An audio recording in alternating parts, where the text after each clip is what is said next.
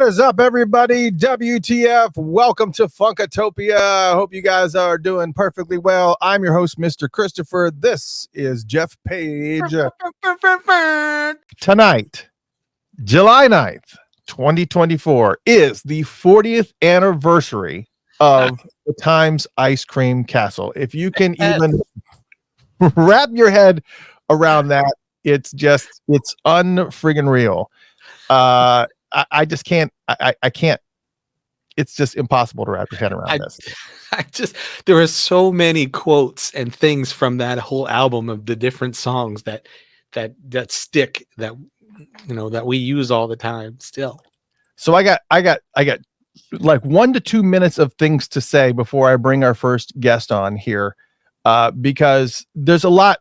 First off, what's interesting about this is that when many people think of the time, they think of obviously the regular lineup of folks that everybody knows and love. And it's just when they think of the time, you think of Morris Day, Jerome Benton, Jesse Johnson, Jellybean Johnson, Jimmy Jam, Terry Lewis, that Monte Moir. That's who you think of as the time. But a lot of, some people don't really kind of look too much at the history and everything, but there were other iterations of this band as well that kind of, and a lot since then. There's been a lot of guitarists in and out and different. Equally as amazing. Yeah, it's just kind of been swooping here and there. But what's really interesting is, obviously, again, we're talking about Ice Cream Castle now. With Ice Cream Castle, the name of that album came from Joni Mitchell's song, Joni Mitchell's Both Sides Now, where it's Rows and Flows of Angel Hair and Ice Cream Castles in the Air. And that's kind of because obviously Prince was very much into Joni Mitchell, and that's where this title came from. And as you can see on the album cover, the band's not the same. And so this was really what's kind of interesting about this is that there was a lot that went on in the background, and there's a lot of people that don't know what happened, and some people that may not have even noticed. Matter of fact, I was 15, 16 at the time when Purple Rain came out, and when I saw the band, I didn't think anything about the difference in band members from one band to the next. At that time, I was just the music, the person who's singing, wow, the spectacle of it, and that was it. Right. But Jimmy Jam and Terry Lewis were fired because they came to Atlanta to do some production work for SOS, and I think also Climax and SOS. And we had a snowstorm, which means we had a little bit of ice. It was like a half inch of snow or whatever. And they got trapped here in Atlanta. And this was in those days, 83, I guess it was. And Prince fired them, basically cut them loose. And it ended up causing a lot of problems because they missed the show, and Jerome had to mime playing bass guitar on stage while Prince was actually playing the actual part of Lewis's part behind the stage. And then Lisa actually stood in for Jimmy Jam, and it was a whole thing. But Prince actually said in a 1980 Rolling Stone interview, "I didn't fire Jam and Lewis. Morris asked him what he would do in this situation. And remember, it was Morris's band." So he was essentially saying that it was Morris that let him go. And of course, Morris, that's not what happened. But all that to be said, they had to bring in other members because they were about to film a movie. Not only film a movie, but also try to put together and release this album, Ice Cream Castle. So they had to put in band members. Enter some other members, including the one and only Paul Peterson, who is our first special guest for the day. So we're going to go ahead and bring him in. Ladies and gentlemen, Paul Peterson's in the house. What's up? Yeah, I should take this off. I wasn't St. Paul yet. That's right. It's only Paul Peterson. What's up, fellas? So when did you officially become St. Paul? Was it the family? That was the family, yeah. I found out when I saw the album cover. You found out. So did Barbarella, by the way. He found out that it was called Barbarella by reading, I think, the newspaper, some John Bream article, I guess.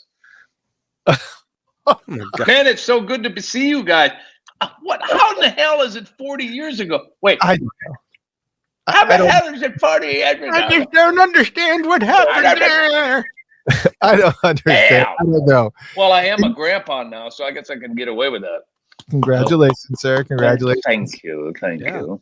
I am too, and my oldest daughter is pregnant, and that's it's man, it's going to continue. Going to be grandpops. I'm pops basically. I don't do grandpa. I'm grandpa. I like it. Grandpa's cool, but I was just like, earned let's that just do name. pops. Let's just stick with pops. And it's my daughter Jean Taylor's birthday today. Her last year in her 20s. Congratulations. There you go. Awesome. That's why it was a wee bit tardy. No, it's quite all right. No, it's quite all right. Because we brought Taj on because Taj said, hey, I can be on the show tonight. Or he said a few days ago, was like, I'll make it work. Perfect. So let's talk about Ice Cream Castle and also the impact that it had, because it was you, Mark Cardenas, whom I finally talked to after 35 years.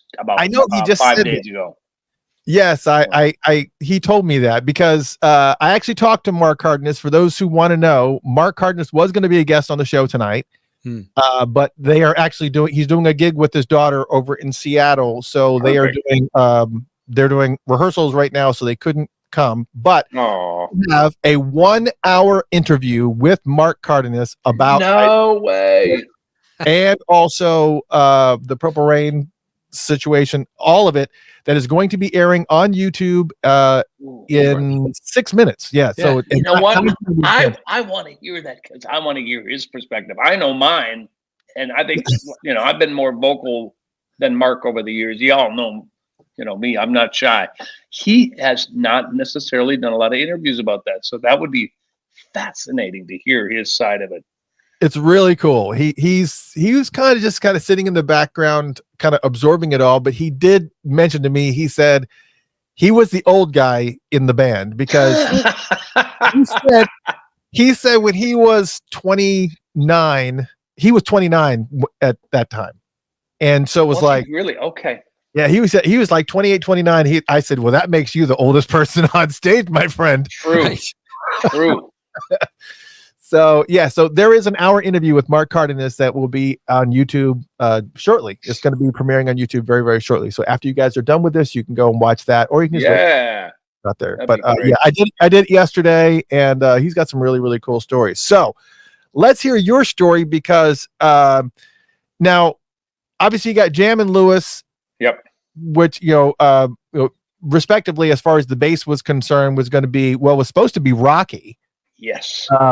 And for those who don't know, Rocky Harris, and I think I actually have a picture somewhere of Rocky. Actually, I do have a picture of Rocky. Let me see.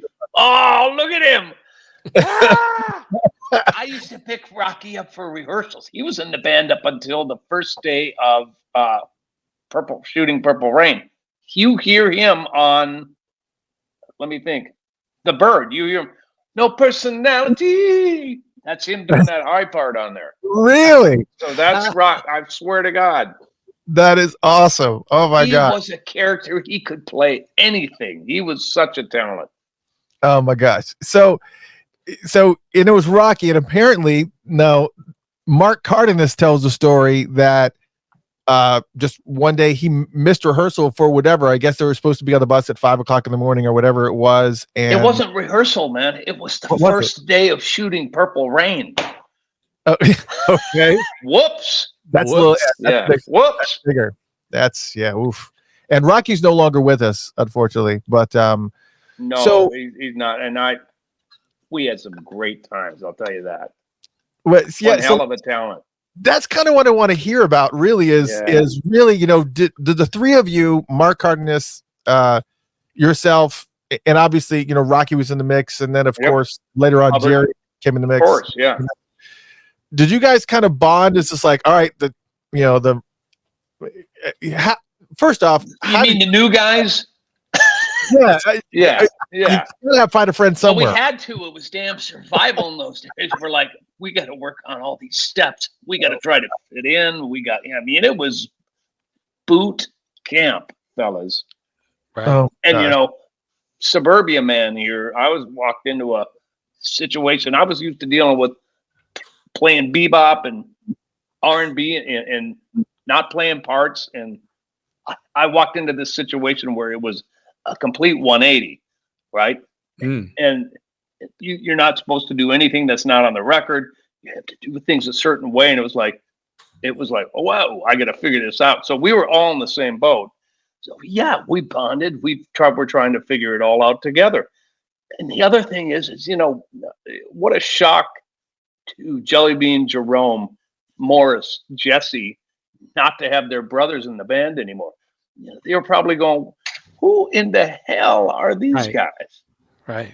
And, you know, I talked to Jimmy Jam about it on my podcast, Music on the Run, the one that's out now. And I finally got to ask him that question. I said, Jam, yes, we're buddies. And I said, you know, what was it like having someone like me or Mark replace you in your beloved The Time? And y'all can go listen to it because it's fascinating just to finally, after 40 years, get to ask him these incredible questions and stuff that's been on my heart for so long, you know? Right. That was a very long answer to yes, we bonded because we were the guys. So, but how were you approached for the project in the first place? I mean, who was the connection that made the Bobby C's first cousin called me. I was in a band with him, and he happened to be dating my sister, and we were all in my sister's band, and he was the drummer in this band. He called me right after I graduated high school. I was up on vacation, and this is documented, so I won't belabor this. Yeah. But I got a phone call that said, you got an audition with The Time, and this is my brother-in-law, Stuart. And I think Bobby C must have hipped him to the fact that they were looking for a replacement for Monte or Jimmy and Terry, all those guys. So I came home to the very house I'm in right now. I'm at my mom's kitchen counter. Well, I mean, she's passed, but my wife and I bought this house. So it's really odd talking about this 40 years later being in the same location. So I rehearsed all my stuff here. Went in day one. I evidently passed the first audition. So I got called back a second time, and Prince was there. And he pulled the first thing he did to break the ice was the Rec-a-Sto thing. He wrote it down, Rec-a-Sto, on a piece of paper and asked me to say what it is. And I was scared to death, and I had no idea what the hell he was talking about. That was him breaking the ice, and then we started picking out suits for Purple Rain. That's how I got the gig. Wow. And Mark said that he was told to learn the entire discography, which at the time at the time was only 2 albums, which 15 songs, 12, 13 songs, I don't know, because there's only like there's not many songs on those albums, but he was told to learn all the songs, which obviously wasn't going to come in play unless there was a plan to tour. What was the plan there?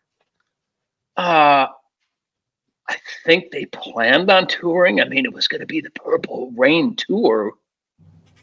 I'm guessing now, but it would make sense if it was Prince and The Time, Apollonia 6.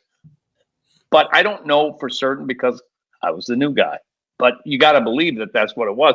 And if you go back and listen to that one gig I got to do with The Time, we were tight, and we better have been, because we rehearsed for like 6 to 8 months, 6 days a week, 6 hours a day to get that stuff right. And we sounded really good. I mean, I think. And then Morris decided that he was going to, do his own solo thing. And that's was like, all right. That's when Prince gathered us in the room, and then he pointed at me and said, we're going to do a new band, and you're going to be the lead singer. Wow. And from what in that new band obviously was the Family. And I had heard, was it Jerry Hubbard that was supposed to be in the Family as well, and then something happened and they didn't do it? He went with Jesse. He went with Jesse Johnson's Review. That's right. It was a decision there was a decision between the Family and Jesse Johnson's Review. Right. And so he was kind of like in this balance. Now he did really well with Jesse, though. I think they wrote a lot of songs together, and it was a good decision for him, I think. Yeah, I mean, and on top of that, he also played all over the Shockadelica album, which I happen to be, surprisingly enough, I go back on these albums and I realize there's so many of these things I did not realize about these albums. And looking at some of the lineups on here, I did not, for some reason, I didn't know that Sonny T was on Shockadelica. And I didn't know that. You tell me something I don't know. Yeah, so there you go. Sonny T is on Shockadelica, like on a few tracks, and it was just like, I just know that. It's just unbelievable. What was he playing? Bass? No, he was actually playing keys. Here we go again. Sonny T. What is going on? Mm-hmm. So you got this. Eric Rogers says Bobby Vandell. Yeah, Bobby was in that. Yeah. Hi, Bobby Vandell, wherever you are. Bobby Vandell is a fixture in Minnesota music history. He's like, I've known him my entire life. He worked with my older brothers and sisters, and Bobby's all over that record, or at least his picture is anyway. Yeah, and I did manage. I think I brought it out. I thought I did. Maybe I did. Yeah, I did. I still have my vinyl. Oh my! Wait, I have one. Maybe I got one. Yeah, maybe you do. There you go. No. Yeah, one. I still got my vinyl. I think I had a single. I think I had. Oh, Afterlux, of course. Yeah, that's a great one. Yes. Where's the LP? You got to put the LP ones out. That one's in the garage, man. Oh, okay. I ain't got enough room for storage up here, people. Yeah, for those who don't know, because I know there's a lot of people that are probably in the chat room and whatnot that don't realize that the family did actually get back together and continue and called themselves F Deluxe. F Deluxe. Yeah. So if you want to continue the family experience, those albums are fantastic. I actually have them over there as well, and the LP ones, which are phenomenal. So to go back to kind of Ice Cream Castle, so you are in this mix since we're talking about the 40th anniversary, and just to be clear, Jerry Hubbard is supposed to be joining us at some point. I'm gonna text him and say, "Hurry up, hurry up! Where are you?" I want to be on the same. I want to be on with them. Okay, so I'll ask the question, but stall, stretch it out so I can text him. I'll chatter while you're texting. So, what's interesting about this is that you've got, not only do you have a new setup for the time, there's a lot of hurt feelings. Morris even says it in his book about how he was feeling some sort of way that his brothers and stuff had been I would too. Yeah, and there's always like this mixture of stories as to whether or not Morris was cordial or whether he wasn't. There was a lot of people who said, I think you were on the show here before, and you had mentioned something to the fact that Morris said where Jimmy Jam is supposed to be standing or something like that. I can't remember what it was. Maybe I don't know if that was me, but there was somebody that shared the story. That sounds about right. So anyway, we didn't really get to know each other back in those days. He has been super cool. We've kind of rekindled a little communication, especially in the last year or so. Because I'm doing a lot of stuff in my community and president of Rotary here in Edina.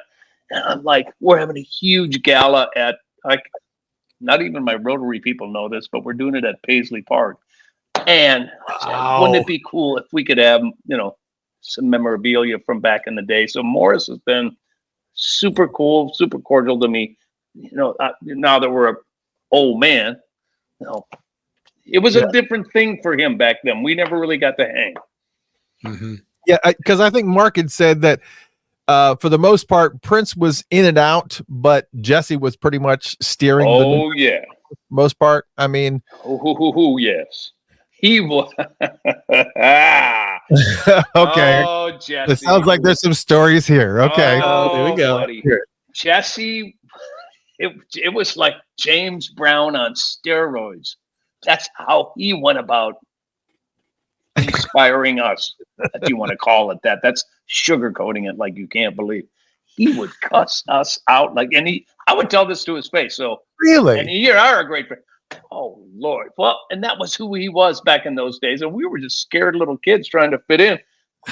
But I will tell you, I'm going to tell you something though. And I got the opportunity to thank him. I have called him out and I've called him up and I said, dude, you are the one who gave me the shot. You are the one who helped mold me into that camp so I fit in. You are the reason that I was able to hang and get the opportunities that I was able to get within the Prince camp. And you got to give flowers when people are on the planet. You know what I'm saying? You got to do that stuff. Absolutely. We even did a gig together about a year and a half ago at Vibrato, and it was like nothing had changed in 40 years. We had a rehearsal, and he started cussing us out. And I'm like, yes, nothing has changed. Yeah, awesome, man. So Mark didn't say anything about that. Mark was just like, "Oh yeah, no, it was Jesse. Jesse was kind of helping us along and blah blah blah." Helping us along? Come on, man. Dude. Beating you guys Jesse up. was cussing us out, he was like, "You unfucking," That's just who it was. It was the James Brown $200. He didn't fine us, but I mean that was the mentality that we had to figure out. That was one of. Not only did we have to learn all the material, try to fit in, but figure out how to get over with Jesse because we were unsure. We figured it out because we got close. Jesse and I got really tight. Wow, that's cool though. I mean, That's awesome. It's the truth, man. Shoot. So were you there? It seems like Mark said everybody was in the bus when Rocky didn't make it and got fired on the spot or whatever it was. Yes, I was there. Yeah, we were. I think we were pulling up, if memory serves me, which it usually doesn't. We were pulling up to a warehouse. It was super early in the morning, super early call. And wait, I cannot find the link. Can you send it to me? Send them the link. Will you guys send Hubbard the link? Yeah, I sent it to him. I'll send him again. Okay, I'm going to tell them. They are sending. We're going to make this happen, y'all. We're going to make it happen. It's a reunion for me, too. I love Hubbard. I just texted him. But he also says, can I just do audio only? And I said, if you want. Oh, come on. Anyway, so 5:36 in the morning, he didn't show. Oh, go ahead. And that was it. I think I don't remember exactly how we got Hubbard. He's going to have to refresh my memory on that. I don't remember how that transpired. Let's let that be one of our questions because I want to know too. Yeah. Because I want to ask. I got a bunch of questions about, just about that.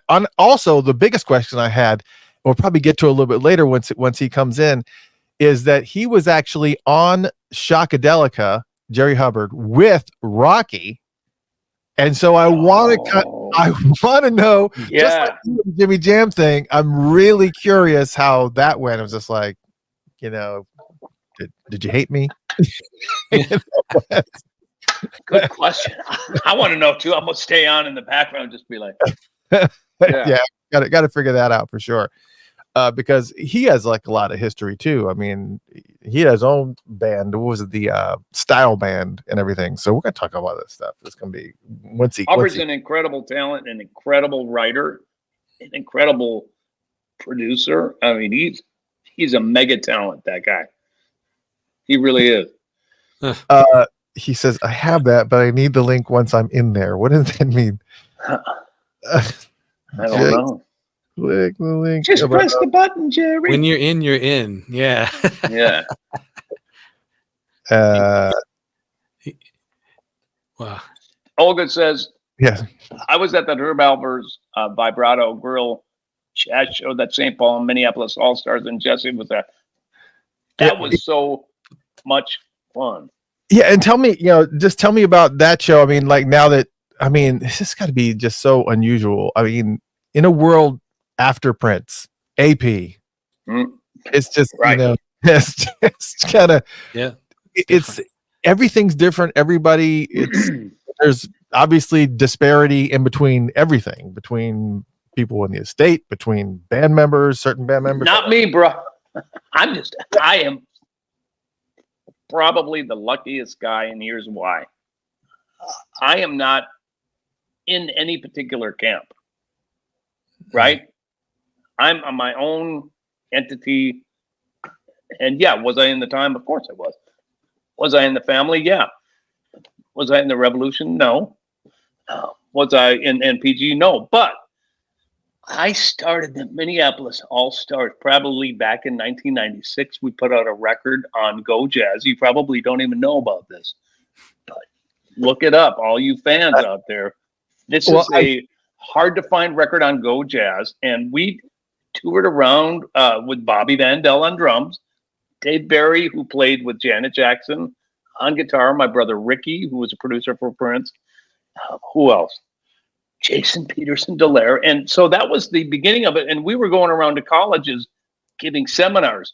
Now, fast forward, it's taken on a bunch of different iterations. But, I'm able to include people from the New Power Generation, people from the Revolution, people from Mint Condition. So it is truly the Minneapolis Funk All-Star.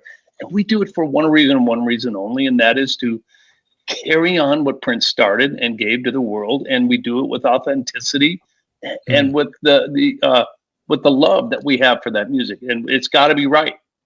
Just like Jesse and Prince taught us, and yelled at us about, get that right. And we do. And we have a ball, no drama. And it's all about preserving and the Minneapolis song and sound for years and generations to come. So that's what's cool about that band. Well, and there was another project that's also very difficult to find that I happened to stumble on. I can't remember where I stumbled on, but I found it and I was like, holy crap. I didn't even know who it was, but I recognized the voice. As soon as I heard it, I knew it was yours. And it was the project, The Truth. Oh, sure. With Kirk Johnson, Mr. Leeds, Jerry Hubbard. Yeah. That is unreal. So what happened with The Truth? I mean, why didn't that, was that just like going to be a one-off thing that was just going to be? We were around for a couple of years. We were just looking for different people to play with, and we all were of the same mindset because we were from the same camp. That makes life easier because we understand each other immediately. Right. Yeah, and it was a great band. I love those guys. Oh man. And that you can actually find, if people want to look, you can actually go to Discogs, DISCO, like Disco SG. It's short for discography, but Discogs. And you can actually find The Truth on CD. Like a lot of people, it's tough to find, but you can find it. And it is, it was pretty. Yeah. What you don't know about is, the Mighty Soulmates. Did we talk about that? Oh no, we do know about the Mighty Soulmates. Yeah, you have not one but two volumes of Mighty Soulmates. Matter of fact, we had Mick on the show. Well, I hope so. What a legend that dude is. Yeah, we had Mick on the show, and it was really, really cool to kind of Mick Murphy, who, for those who don't know, Mick Murphy was the lead singer of The System. Still is. Yes, still is, correct. And it was St. Paul Peterson and Andre Simone and who else was missing? Come on, come up with it. Come on. he wrote "Open Your Heart to Me." Oh, that was a very terrible Madonna impression. Did you like that? Yes, I know. GC Gardner Cole. Gardner Cole. Yes.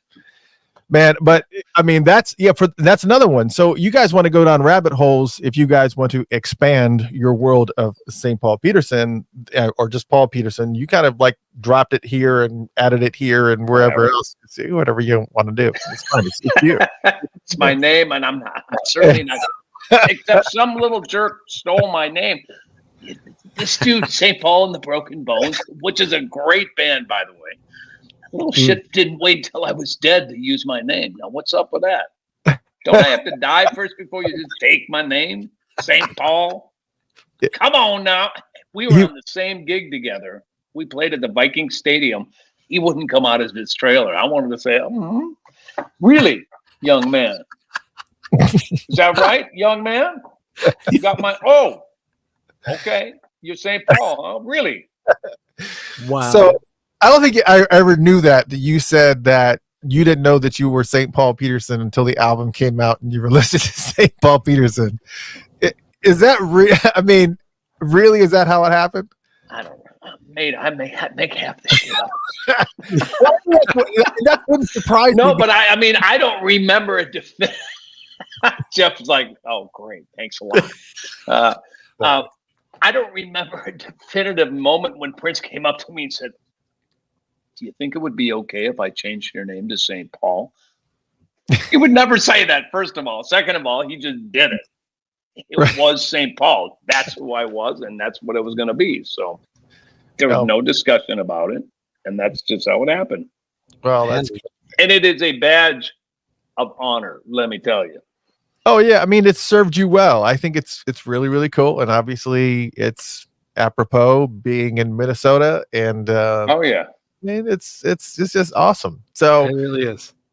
I guess the main question, obviously, being in regards to Purple Rain, also was kind of going back to the 40th anniversary of Ice Cream Castle. We went down a little bit of rabbit holes with the Mighty Soulmates and the Family, the Truth, and St. Paul and Minneapolis All Stars, but which all of with I got to try to find that Minneapolis All Stars album now. Yeah, you do. It's got to be great somewhere. It's got to be somewhere. I just asked. We'll talk later. Yeah, I just asked Jerry. I said, ask Eric Rogers. He's got everything. Yeah, I'm sure he does. Hi, Eric. I see all your questions about the Living Daylights. I'm not ignoring you. That's another rabbit hole we'll talk about another time. Oh, that's okay. There you go. So in the movie itself, obviously, is absolute mayhem because it's a movie and it's filled with people that have not done anything before other than Clarence and Apollonia, and even Apollonia was this much little. Right. I mean, how you didn't have any speaking parts, but I did manage to see when we watched the movie in 4K at the Prince Celebration, and you guys were walking through the hall after performing, and it was so. What did I say? See you bopping behind. I was just like, What was my line though? Come on now, Mr. What was your line? I don't remember you had a line. What was the line? Okay, I'm not going to tell you. You go back and watch it again as we're walking through the hallway. We're all talking smack as we're walking down the hallway, right? Right. But what was I saying right before that? We were ad-libbing. You'll have to see. Watch the damn movie again and just rewind and go, did he say that was my one? Got it. Yeah, I just got the I'm gonna rewatch it again, and then I'll text you and I'll say, "Oh, here was your line. Here was your ad lib line. The ad lib line that I was supposed to remember." It's brilliant, man. Acting. Thank you. My acting brilliance. Brilliant. Thank you. What was the line? Ain't even sweating. Nope. Ain't even. No, it ain't. Nope. That's not it. That's not it. Nice try, Eric. I thought he was going to say. Cassandra knows, the keyboard player who used to play with Prince. She knows. She called it out the other day on social media. Okay. No, never mind. You have to go watch it. So talk about. Okay, I'm going to try to get Jerry in here because he must have. I'm gonna last about 5 more minutes because these are dying and my mic is not working on my laptop. Right. So Jerry just popped into the green room. So. Oh, there he is. Wait a minute. He's here. Hold on a second. Here we go. Oh, let's Jerry Hubbard in the house. Jerry, what's going on, y'all? Hey, what's going on? What's up, Jerry? Jerry, you get a delayed. I'm technically challenged over here. Like, I see. Brother Jerry, man, I miss you. Man, I miss you too. Who's that? Is that Paul? St. Paul. Yeah. What's up, St. Paul? What's up, Jerry Hubbard? Paul, I miss you too, man. Oh, all right. Well, we got to change all that, brother. Let's change it. It's getting too emotional over there, man. No. I mean, I know, man. All right, so we're getting too old to go another 10 years, bro. Yeah. So, all right. So, Jerry, I have a couple questions for you. First off, you probably didn't hear, but do you have any visuals? I know we can't see you, but can you see us? I can see you. Okay, good. All right.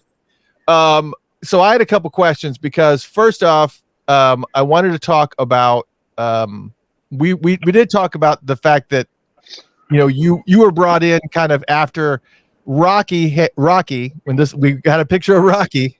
There he My is. God, Rocky. Look at him, man. Look how Man. young he is. Just a badass, too. Just young. Rocky was a bad dude. Rocky, I was just hanging with Jesse yesterday and last night. Great. And all we talked about was Rocky. We love Rocky. We wish he was here still. But yeah, I came in later after Rocky, and it was weird. It was like, because I love Rocky. I'll tell you, Rocky was one of my mentors and one of my inspirations. And when I was a kid growing up in the hood with all those guys, Prince, Jellybean, Jimmy Jam, Terry, all those guys, it was cats that I looked up to in the hood. And Rocky was one of those dudes that would borrow me his bass if I was having problems getting a bass.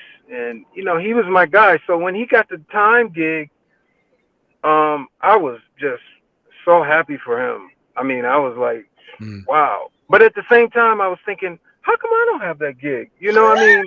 Yeah. Just to be honest, I was like, wait a minute.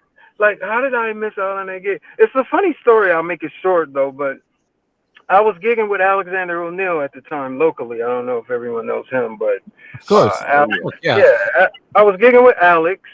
And Alex came into our dressing room one time. We were at a gig, and he started teasing me. He was like, "Oh, you didn't get the gig. You didn't get the gig." And I was like, "What gig?"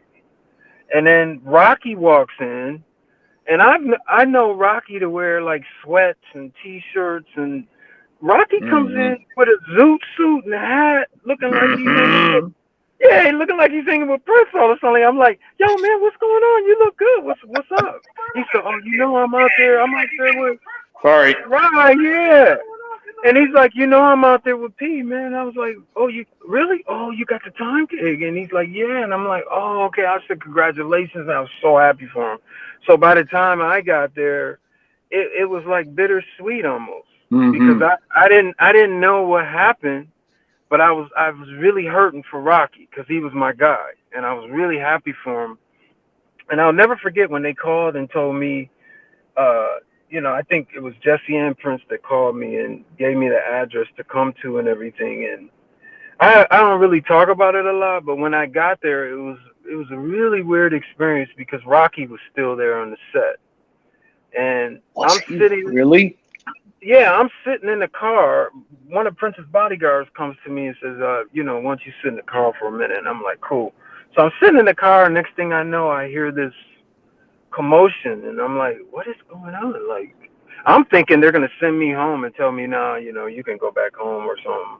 And then I hear Rocky, and I won't get deep into what I heard, but it was very emotional, and it made my situation really, really bittersweet. But finally the bodyguard came back to me and said, now you can come on in now. And when I went in, I was just, there's Paul Peterson. Like, you know, Paul, I don't know if you remember, I congratulated you too on getting the Time gig at Take 5, a club in Minneapolis. Oh my God, Jerry! Right. You remember that? Jeez. No. Yeah, man. We were both just hanging, and neither one of us were playing. And I said, Paul, I heard you got the Time gig. Congratulations. He said, thanks, man. You know, yeah, I'm out there with the P hanging. And it's just so ironic that I was out there like 3 months later or 2 months later. I was out there with you guys. It was amazing. Did you, hey, Hub, did you show up at the warehouse? Is that where you came? It was really cold, and we were shooting a scene with Apollonia 6. Right. Is that the first day? That was my first day. It was at that old. The old noggin still works. That's good. Yeah. It was, and that was my first day. It was very cold, and when I showed up, it was just unreal. I walked in and just, you know, it's so wild because, like I said, I grew up with Prince, Andre Simone, Jimmy Jam, Terry, Jellybean, Jerome. I knew all those guys from the hood. I mean, were the guys I was chasing their bands. I did not. Yeah, well, yeah. Well, you were out in where were you at? Richfield, baby. Richfield, yeah.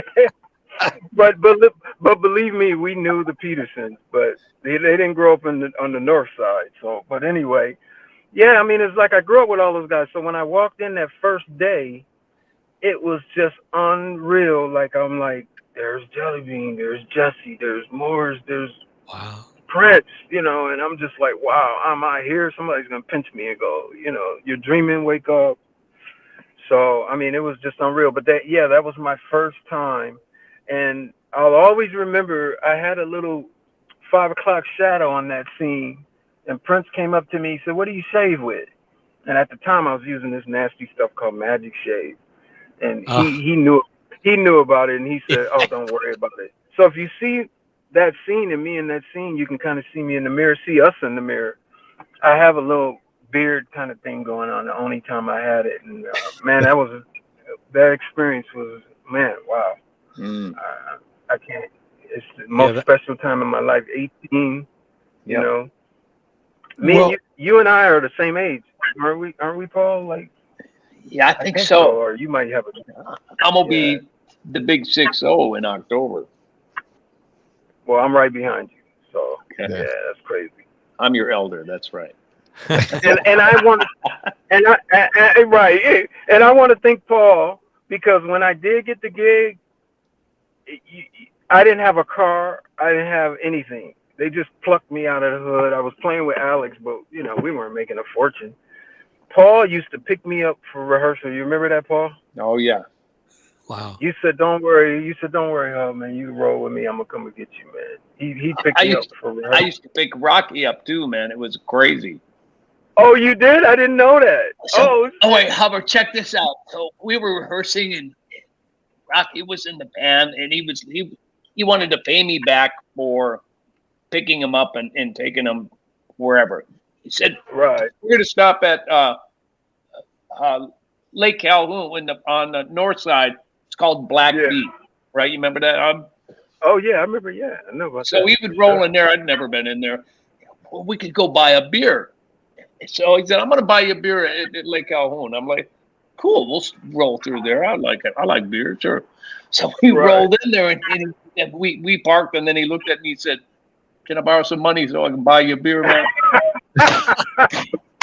Thank you. That's Rocky right there, bro. That's Rocky. Yeah, Rocky was cool, man. Like, he was great. I love that dude. And Rocky was on the recording that you guys made live, the live recording. Yep. Yeah. So I just shared that with these guys. Mm-hmm. Yeah. He's the one go, personality. Yeah, that's my guy, man. Rocky. One more story about Rocky, and I'm gonna let you guys go with. One time when I was a kid and I was playing in my little bands, and Rocky was the bigger bands, Rocky, Prince, and all those guys were in there. I was doing a sound check, and I broke a string, and this is how Rocky was. Was it this band? Was it this band here? Oh no! I was a little bit grown up when I got with that band. That's the Star band. This was back when I was probably 13, 14, really young. Okay. I was playing with some young. Dang, where'd you get that picture? That's crazy. But Paul will tell you. Dig. So all right, we'll come back. But so I broke a string, and I was real just mad and just, oh man, like I got to do this gig with 2 strings or 3 strings. And so Rocky's walking down the street, and he's got his bass strapped to his back, and he's like, "What's wrong, man? What's wrong, Hub?" I said, "Man, I just broke a string. I don't have an extra one. I can't get to the store to get one." He said, "Look here, man. We play later in the day. Here, take my bass, do your gig, just take care of it and don't mess it up, and get it back to me so I can do my gig." He did that for me when I was a kid. Wow. So that's the kind of guy Rocky was, man. He was my guy, for sure. Wow. The question I had that we had talked about before you came on was, and I don't know if you heard this or not, but I know that both you and Rocky were on Jesse Johnson's Shockadelica album. Yeah. What was, when you two got back together, this is all post Ice Cream Castle and all the debacle that went on with that. Was there any type of hard feelings, or did you guys just start back? We started right back, and it was like we didn't even talk about that. Like, I don't even think we talked about it. It was just a new beginning with Jesse.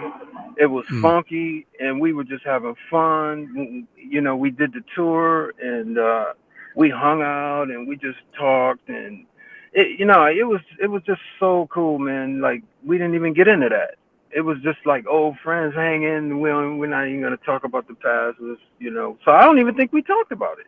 Like, we just moved on and started, making gold records with Jesse and having fun with that. You know what I'm saying?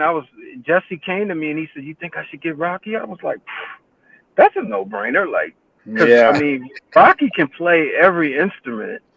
So to get him on drums, I was like, okay, yeah, you need to get him on drums. So we picked him up, and it was a beautiful thing, man.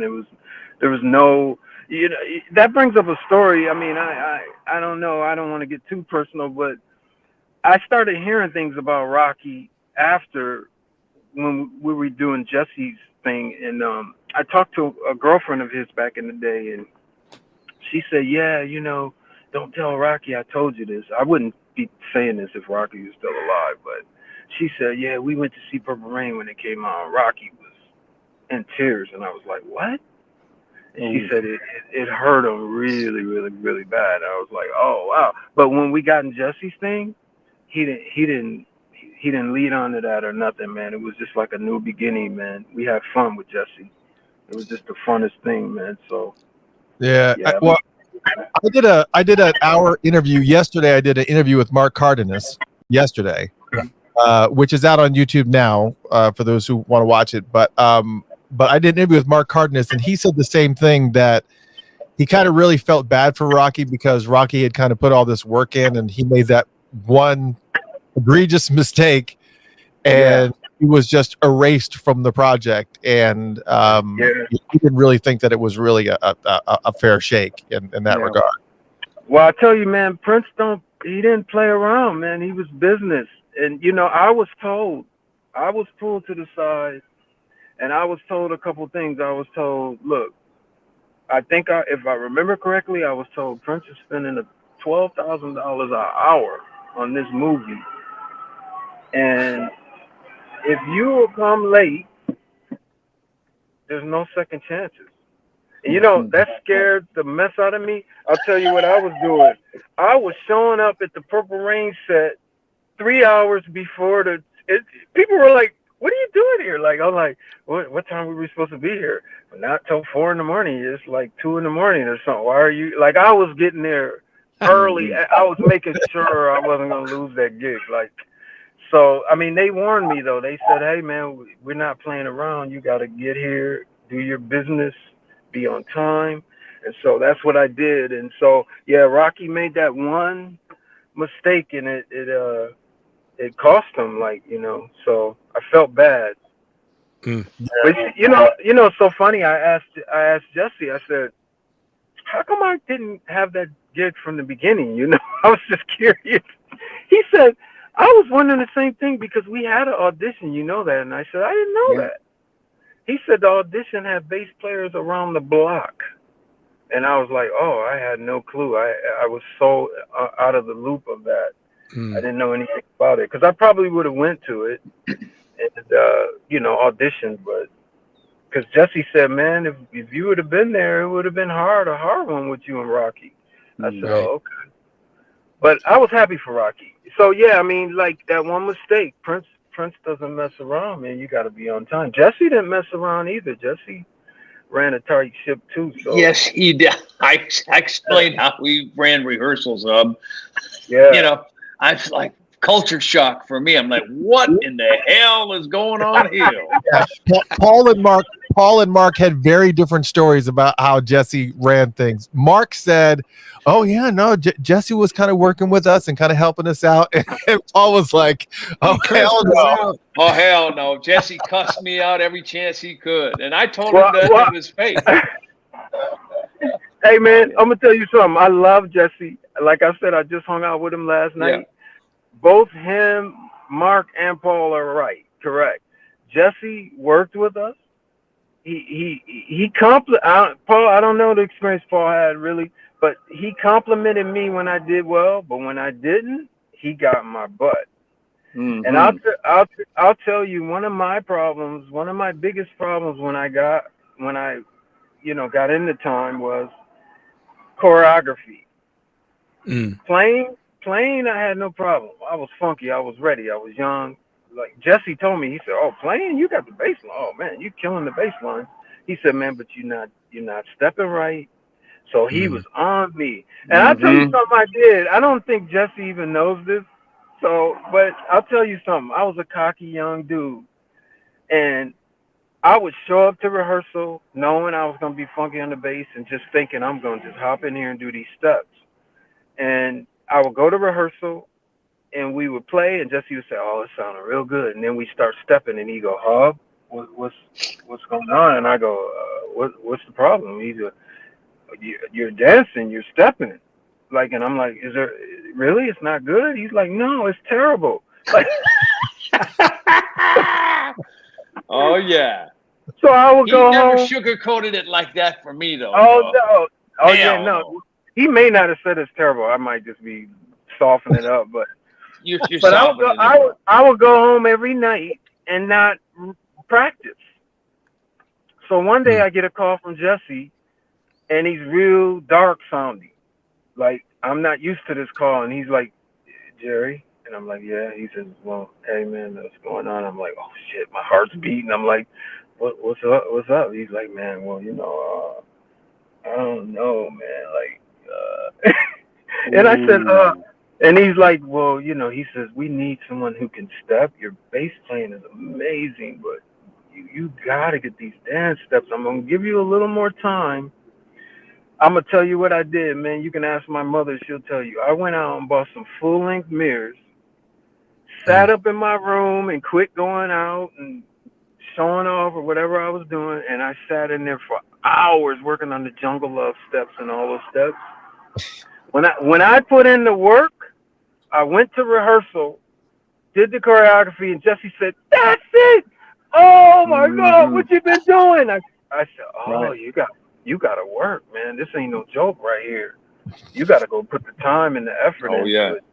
Yeah, so I was happy. He was happy. He says, "Oh, you got it now. What you been doing?" I said, "Man, I've been doing nothing but practicing dancing with my bass in the mirror." And he said, "Well, that's what you have to do, man. You got to work at it. You got to practice." He said, "I knew you weren't practicing. You weren't working on them."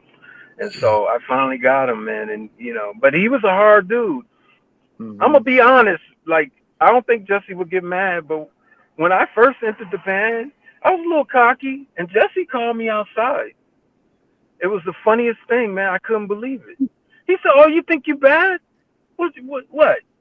Come on, meet me outside." And he took his guitar. You remember that, Paul? He used to do the same thing with me too, man. He would take us right outside that old warehouse on Highway 7, bro. Oh, I got it. Yeah. Oh, go ahead. I got it. He said, "Man," he said, "Come outside." And then I looked at Bean and Jerome, and they were like, "Don't go out there, man." And because I was cocky from the hood, and I was used to fighting and stuff, so I was like, "I'm gonna go out there, man." And they're like, "Don't go out there. If you want your job, don't go out there." And I said, "Okay." Right. So I stayed in, and then Jesse came back in, and he said, "I thought so. Now let's go back to the beginning." And I was like, "Okay, this dude ain't messing around with me, man." But I love that. Like, it's so funny. Like, my father was like that with me, so I was used to that. My father would tell me, like, "Come outside. You think you bad? You little, I'm like, "Yo, man, you gonna beat me up? You're my dad." Like, he was hard. My dad was hard on me. So when I got with Prince and those guys, I was used to that. Like, so I was just like, okay, tough love, big brothers, dad. I mean, it's all good. So, but yeah, Jesse was hard. I got to tell you this one story. One time I showed up to rehearsal late. I don't know if Paul remembers this. I had some car trouble or something, and I just knew I got a rocky situation. He's going to fire me when I get there. I get to the warehouse, and I didn't even know Prince was in town. I'm thinking Jesse's going to be mad at me, And I get there, and Prince is there. Sheila E's there. Fred Moultrie, the accountant. Ooh, the accountant. Revolution. Yeah. You remember that, Paul? Everybody keep going. Keep going. I want to hear. Everybody was sitting there waiting to watch us. The Revolution Prince had everybody sitting there like the audience. They were going to watch us rehearse and watch our show. Oh, and I was the only one not there. Ooh. So I said, Prince is going to wear me out when I get there. And then when I got there, to my surprise, man, Prince just said, "What's up, Hub?" I said, "Hey, man." He said, "Get your bass on. Come on, let's go, man. We've been waiting for you." And then towards the end, he came up to me. He said, "Man, you just lost some money, don't you?" I said, "What?" He said, "You just lost some money." He said, "You just bought me a new pair of socks." And I was thinking, "Oh, socks? That ain't nothing." He said, "Man, my socks cost $200." Okay. I was like, "What?" Oh yeah. And he took it too. He took that from me, man. And he said, Did he? Yeah, he took the money. My check. There wasn't much to find in those days, man. Our check was lean. So my check was very lean. Super lean. If it wasn't for Purple Rain, we would have been very, very lean. Purple Rain paid well, but being in the time wasn't that Back much. in those days. Back in those days. I got to say one thing because I got to split. Hubbard, dude, you are one of the most talented, gifted, all-around musician, writer, producer. I miss you, brother, and you need to get the accolades you deserve. You guys, this is one of the baddest dudes on the planet. And Hubbard, I love you, man, and Paul, happy 40th anniversary. Happy 40th, man, and you too. This dude is so bad. Like, people know this guy plays every instrument. Like, so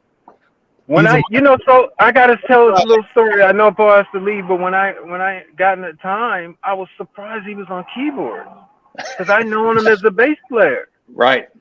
So I was like, he's playing keys, and he was killing the keys, and I said, okay, dang, man, this dude's so talented. It just blew my mind. Like, he was killing the keys, and I knew he could play the bass like crazy. So I mean, Paul plays everything. Man, crazy. We love him. Yeah, man. You got to split though, huh? You got to go. Yeah, but Jerry, don't go anywhere. You stay on. Oh, I'm gonna stay on. Yeah. Thank you for letting me be a part of this, you guys. Thanks for celebrating the three new guys in the time. Right. And reminding people that really happened. It did happen. Because we're doing it this is super important that people realize that was a phase of the band that was probably the most successful. Yeah, let's just call it for what it is. All right. Right. That's right. But you know, even though it doesn't get celebrated as much, people know though. I get people all the time. They know that Ice Cream Castle. It was like the biggest time album, really. Like it was. People know that Jungle Love and the Bird and all that. They know that. So hey, Hub, I got another orange suit made. 40 years. Man, that's so crazy, man. I'm gonna text you a picture of it, brother. Do you have any of that stuff left? Like, sure, I got all my wardrobe. Man, I can't fit into shit, but I lost mine, man. You still got all the family stuff too? The pajamas? I got my robe. I got my pajamas. I got everything. Oh, man, my God. Man. Paul, I love you, man. Take it easy, man. We'll talk soon. God bless you, brother. Thanks, you all. All right. Thank you, Paul. Great night. We appreciate you. Have a good night, brother. Thank you. That was Paul Peterson. Oh, my gosh. Everybody give him a round. Yeah. That's my boy. Well deserved. Man. All right. So, Jerry, okay, I think you went into a little bit because one of the questions I had was, how were you contacted and brought in? And you said that, Prince and Jesse had contacted you and the whole debacle that happened outside when you had to wait in the car. So that question was answered, but I wanted to step back for a second because, I kind of already blew that because I shared this image. Tell me a little bit about the Style Band. And because a lot of people don't know this band had some famous members in it also. Mm-hmm. Right. Yes. A great band. I think they were out of Rock Island, Illinois. They're from the same place Jesse's from. Mm-hmm. So that was very interesting. But how I hooked up with the Style Band, it was kind of crazy. I had a friend I grew up with. His name was Kevin Johnson, and he was a guitar player. He's actually the one that brought me out of the basement as a kid. Before I met him, I was just in my basement playing instruments and tons of instruments and having fun and didn't know too many people yet. I was still young, really young. But one day I caught him by my basement window listening, and I went out and said, "Hey, what's going on?" He said, "That you playing all the instruments?" Anyway, make a long story short, he used to come to me and say, "Hey man, this band is doing this and doing that. You want to go hang with me?" And I would go, "Oh yeah, let's go." So one night he told me about the Style Band, and they were playing at a club called the Taste. And in Purple Rain, there's a club called the Taste. Prince modeled after the actual Taste. There was actually a club, and they were playing down there. And he asked me if I'd go down there with him, and I said, "Yeah, let's go hang." So we went down there, and I watched them, and they blew me away. They were so good. Like before I even got in the group, they had a guy on bass named Al Emery, I think it was his name. He was a good guy. He's a nice guy, but I think he was planning to leave the band. I didn't know it at that time, but when the gig was over, they asked if we would like to come and jam with them. And at the time, they were rehearsing in Andre Simone's sister's basement. So there was a connection to Andre Simone there. And so we all went over there and we jammed. And they said, "Well, what do you play?" And I said, "Well, at the time, I was a drummer and a bass player. I started on drums. And then I switched to bass. But I said, "Well, I play drums and bass." And they said, "Well, you want to play some drums?" I said, "Yeah." I got on the drums. I tore the drums up. And they were like, "Oh, man, your feel on the drums is crazy. Like, we would love to have you as a drummer, but we already have a drummer, and he's kind of the leader of the band." So I said, "Okay." They said, "But our bass player is planning on leaving.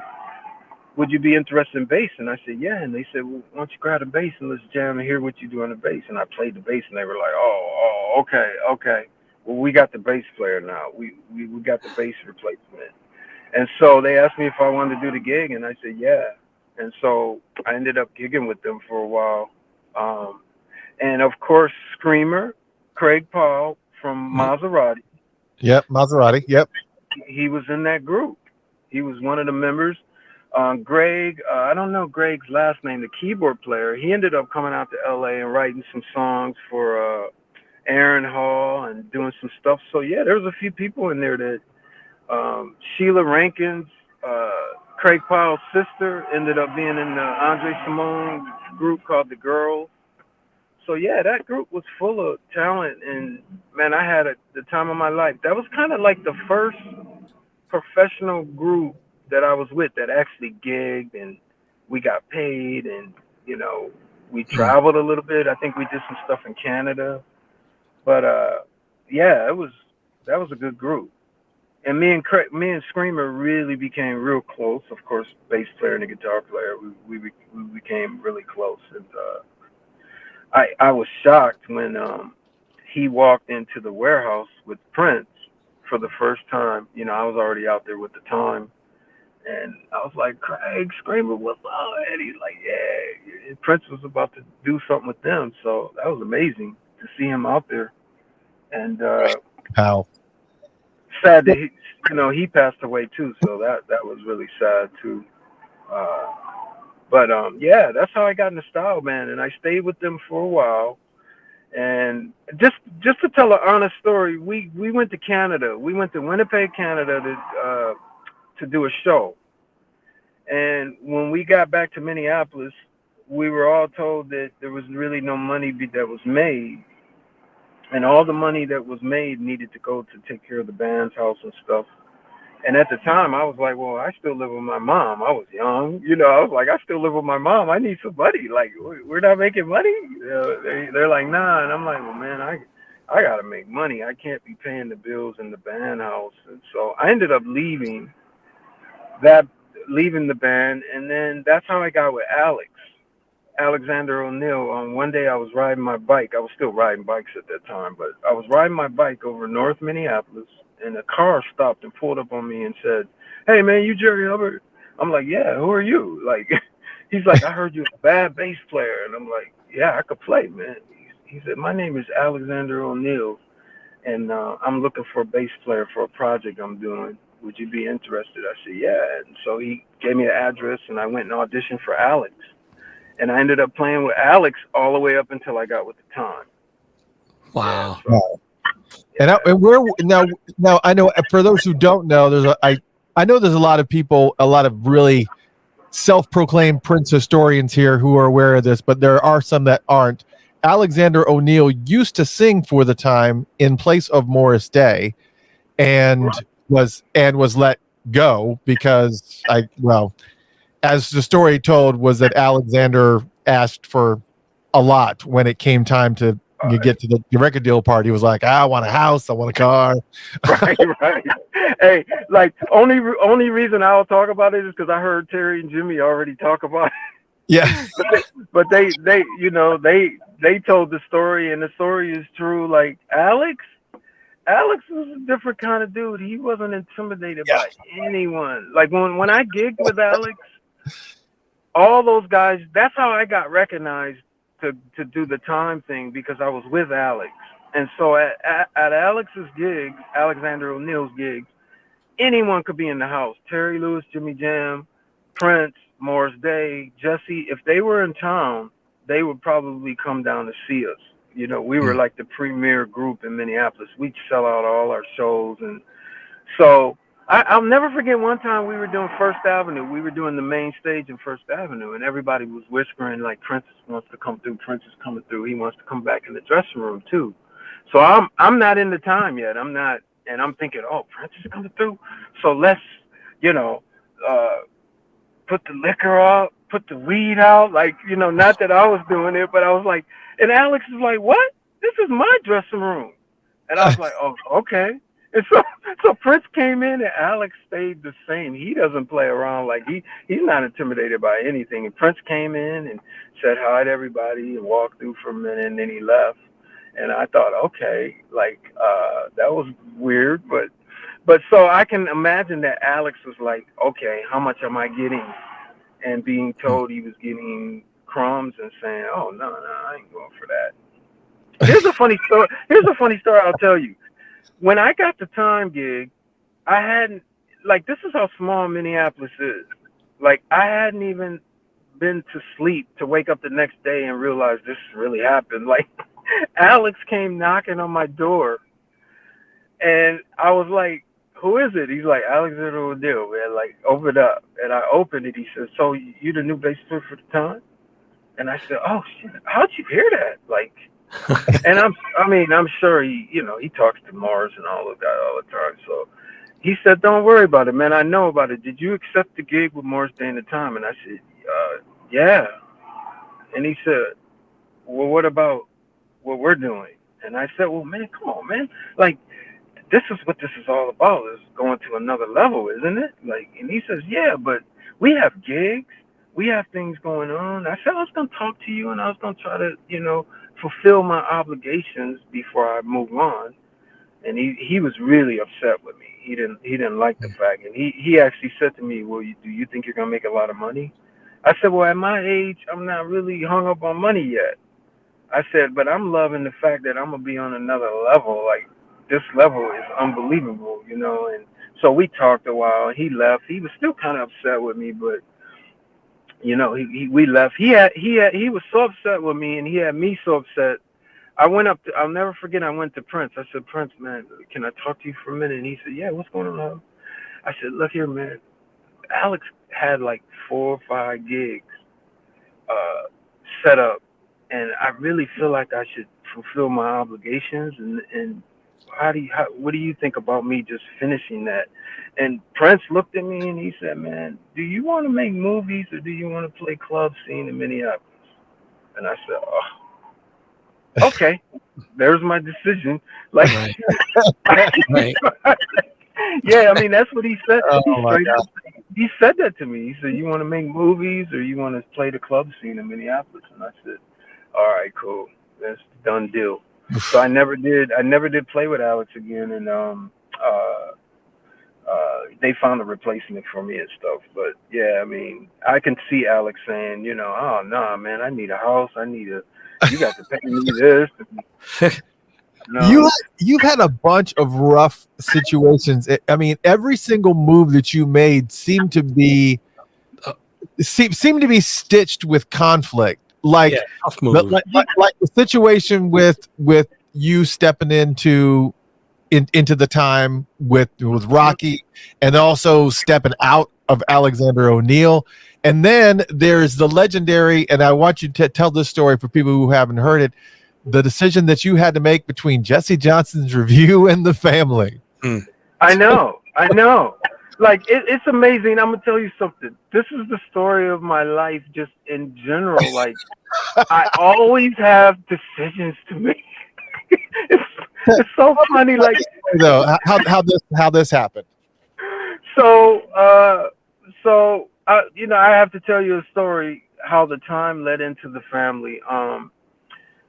The day that Jesse decided he was moving on, just to get that out of the way in an easy way. You know, there was more to it, but I won't go into it. But when Jesse decided he was moving on, Prince had a meeting with all of us: Jerome, me, Paul, St. Paul, Jellybean, Mark Cardenas. We all sat there with Prince, and he told us on the spot. So it must have been something he was thinking of, but he told us on the spot, "I've always wanted a band called The Family." And we were like, okay. Now, I'm going to tell you something. I got to tell you this. When he said that, it really struck home for me, because I'll tell you something. When I was growing up, one of the baddest bands in our neighborhood was called The Family. With Sonny T. And Right. Sonny T was the featured dude in that band. So when he said The Family, I said, oh, is he trying to go back and reminisce about, you know, Sonny and them were no joke. So when he said that, it was like, okay, cool. He talked to us for a while, and then he dismissed us and said, you know, if you guys want to go ahead and take off. I stayed around like I would always do. I just lingered. And so Prince looked up and was like, everybody was gone, but I'm sitting there, and he's like, oh, what's going on, man? I said, oh, I don't know. What's up? Like, you know, any chance I got, I was trying to hang with Prince, you know, and it happened a lot. But I stayed, and then so Prince said, oh, you want to hang or something? I'm like, yeah, man, I'm just going to hang out with you, man. I don't have nothing to do. Like, so he says, okay, so maybe we should start putting the Family album together. And I'm like, really? Yeah, let's do it. Like, you know, so it was me, him, and Susan Rogers. And Prince told Susan, he says, can you go and grab the master tapes? And I'll never forget, she came back. I don't know if she went to his house or wherever she went. She came back with this stack of tapes. And Prince started, because at this time, Prince had a studio in the warehouse.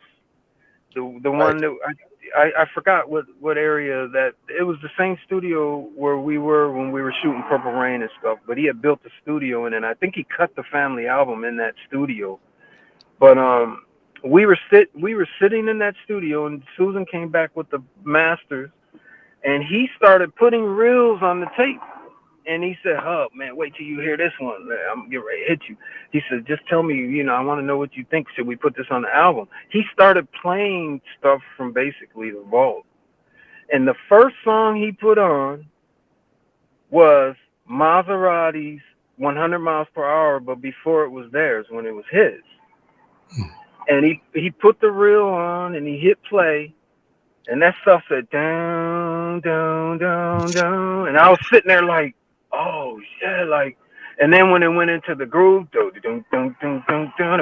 I was like, my head was like, I was about to break my neck, and he was just looking at me like, and me and him both were grooving. It was just him and I. And then when the song went off, he says, "You think that's a good song for the Family?" And I was like, man, that's a good song for anyone. Like, you should put that out. That's funky. Like, I was like, yeah, let's do that. And he's like, okay. So he started playing all these songs. And then he played like 3 songs. He played a song called You Have a Wonderful Ass. He played 100 Miles Per Hour. He played a couple other songs I can't remember. And then we hung out, and I remember we jammed a little bit. I was on drums. He was on bass. And then I finally went home at some ridiculous hour, like 6 in the morning or something. And then the Family was formed. That's how the Family was formed. And then we went from being on Morris Day's payroll to all our checks now saying PRN, Prince's thing. Right. So I'm getting checks from Prince now. I think everybody was. He put us on his payroll. And then I'm thinking that he's putting the album together from songs that he has already. And then funny story. I sorry I'm going in all these long stories, but I'm having it's great. memories. It's Love great. it. man. One time I was in First Avenue, and I was talking to a cousin of mine. I don't know if you've ever heard of a guy named Pierre Lewis. He was part of the 94 East. 94 East. Now, Yeah. Pierre Lewis is my cousin. I'm related to Pierre. Pierre, the Lewis brothers, Pierre and Andre. So me and Pierre are in First Avenue talking. I haven't seen him since I got into time. And so he's like, how's everything going? I'm like, oh, man, it's great, man. He says, how's Prince? How's he treating you, man? I said, oh, Prince is on point, man. He's my guy, man. Like, he's like, yeah.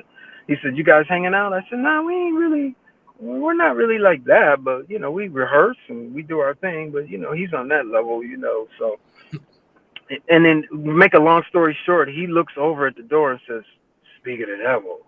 And I look over and I'm like, oh, okay. He said, there's Prince and Chick. And I said, okay. So Prince comes up and he's like, you gonna holler at him? And I've learned about Prince. Prince, you never know what mood or what Prince you're gonna find. So it's best to just stay quiet and not do anything to embarrass yourself. No sudden movements. Right.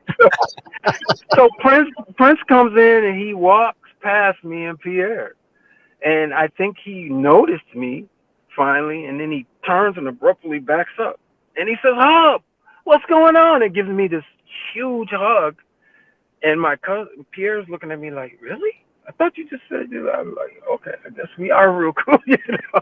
He gives me a big hug and he says, "Hub, you gotta hear the new stuff," and I'm like, what new stuff? And he's like, the family album is, oh man, wait till you hear this stuff. It's like, it's time, man. Like, I'm like, what? And so then he starts bragging to me about this guy I'd never heard of named Eric Leeds. And he's like, man, we got this corn player named Eric Leeds. And I'm like, Eric Leeds, why does that sound familiar? He says, Alan Leeds. It's his brother. And I'm like, really? To give you a little background on that, there's another guy from the hood that we all looked up to. We called him Batman, and his name was David Island. David, sax player. You heard of him? He grew up with Prince and all of us. Yeah, he was. Well, anyway, Prince wanted him in the family. He talked to me about it. He said, "You think I should call David Island?" I was like, "Yeah, call. See if he'll do it." I don't think David Island was interested in doing it. I don't know if Prince ever called him or how that worked out. But anyway, it ended up being Eric Leeds. So he's bragging to me about Eric Leeds, and I'm thinking to myself, well, didn't we listen to some songs? What does he talk about this new stuff? I didn't realize Prince had went and cut a whole new album for the family, The Screams of Passion and Nothing Compares to You and all that. And so he told me to come out to the warehouse and listen to it. And I was like, wow, you know, so that's how I was still in the family at that time. And I was getting payroll checks. But at the same time, Jesse was calling me and he was coming over to my house. And he was like, Hub, I really want you to do my thing. And I was like, oh, okay, what's going on? What you got going on? He says, man, I just signed a deal with A&M Records. And I'm like, really? So he's like, yeah. So he's like, how you doing as far as money and everything, man? And I'm like, you know, I'm cool. I'm still getting Prince checks. And he's like, well, here, I got a little something for you, man. And he broke me off a little grip of something, you know. He was doing really, really well at the time. And he's like, think about, man, if you want to come play bass with me, I really would love to have you play bass. At the same time, Prince was coming up to me going, man, I'm really happy to have you on bass with the family. I mean, he actually came to me and said that. He said, I'm so excited to have you on the bass with the family. So I'm like, oh my God, like, what am I going to do? Like, and then Morris, I talked to Morris. Morris told me he was doing a solo thing and to stay tuned. You know, Morris didn't go as extensively into it as Prince and Jesse, but he kind of let me know I'm about to do something solo. And, you know, so I was like, oh, wow, you know, like, what am I going to do? Because I definitely want to hang with Prince. Right. So I talked to my pops. I went to my pops. I said, I'm in a dilemma. You know, I told him, I said, Prince really wants me to play bass with the family. Jesse wants me to go with him. And he says, well, where do you want to be? I said, I'd love to hang with Prince, of course. Like, I don't really want to switch up. But I said I love Jesse, and Jesse's about to do something big, and I know it. So he's like, man, you got to figure that one out, because Prince is like the biggest thing in the world right now. Like, I'm like, I know, man. So I had a lot to try to figure out. So what it boiled down to this, I asked Prince, one day Prince was in the First Avenue. He had a little booth that he used to sit in First Avenue and just watch. And so I called him up in that booth one day, and I went up there. I said, Prince, can I talk to you, man? And he's like, yeah, sit down, man. What's going on? I said, hey, Prince, man, I really want to tap into some of this production and songwriting, because I had aspirations of writing and producing and stuff too. So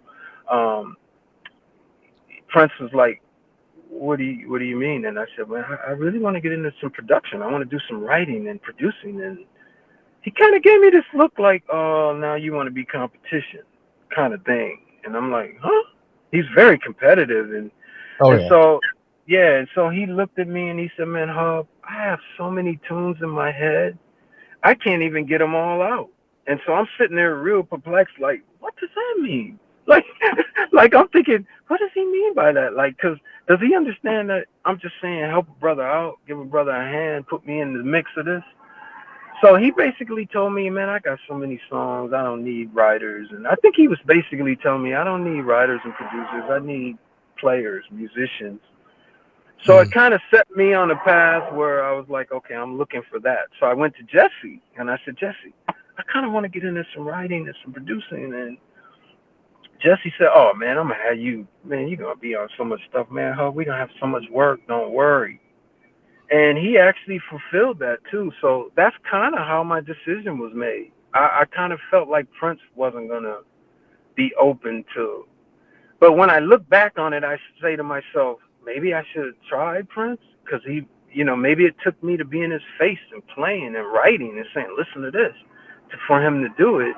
But Jesse came through, and Jesse said, man, I'm going to have you working, don't worry, And so I decided, I said, okay, I'm going to go. I said, another thing I wanted to know is, when is your album coming out, and when is your thing dropping? And he told me a date, and the date was coming up, and the family's thing wasn't coming up that quick. So I said, I want to do the next thing, because I don't want to take too much time off, And so I told Jesse, okay, I'm going to come and do your thing. And the same thing that happened with Alex, with the time, happened with Prince and Jesse, because one day I went to my mailbox looking for my Prince check, and it wasn't there. And I was like, why isn't my check here? So I called out to Prince's people, and they said, aren't you Jesse's bass player now? And I said, oh. I said, how did you know that? Like, I told Jesse that, but not anyone else. But I said, okay, it makes sense. So I told Jesse, man, Prince cut the check off, man. He's like, okay, cool, let's move on, man. So we dropped Jesse's albums, and I did the Jesse thing, which is cool. And Jesse did come through. We were working on Janet Jackson. I don't know if you're familiar that the Control album was originally supposed to be produced by Jimmy Jam and Jesse Johnson, or Jimmy Jam and Terry Lewis and Jesse Johnson. I don't think I knew that. Yeah, we were all, and Jesse brought me in on it, and we were going to do half the album, and Jimmy and Terry were going to do half the album, and that was going to be the project. And so a lot of people don't know, Jesse produced Janet before Jimmy and Terry did. He produced on her, I forgot the name of the album, but she was on a scooter on the cover of it. So Jesse was working with Janet. Like, I met Janet way before her Control album came out. She was out there hanging out with Jesse. Oh, I mean, but Jesse was like always in the mix with something, whether it was Tamara in the Scene or whether it was Da Crash. I mean, he was everything. He also did that Pretty in Pink, the movie song. Oh, yeah. I just want to get to know ya. Oh, yeah. So he was working, and he was bringing me in on some stuff too. One of my biggest songs with him was Affection, so with Tamara in the Scene. So that's how I made my decision, but it just seems like all my opportunities are always mixed with Right. decision or some bitterness. Like it's just it's amazing. It still happens. I'll tell you a short story because I know this is not about that, but I ended up signing a publishing deal with Michael Jackson's company. Michael heard some stuff of mine and really loved it and signed me. And when I got with his company, I had two groups trying to get the same song. One of the groups was called Color Me Bad. I don't know if you remember them. Oh yeah, I remember. Absolutely. Yeah, they had this song. They had this song called "I Want to Sex You Up." They wanted a song, and then another group wanted a song. And I said, "Why do I always get in these situations? I gotta choose between these guys." Like, and of course, I didn't go the right way. "Color Me Bad" ended up selling like 8 million records, and I went with the other group. But anyway, I mean, it just always seems like that, and I just figured that's just the way it is for me, and. I got to just make decisions, hard decisions. Everybody's in here saying that the album you're talking about from Janet is Dream Street. Shout out to GT and Paige Smith and all these folks that are saying that.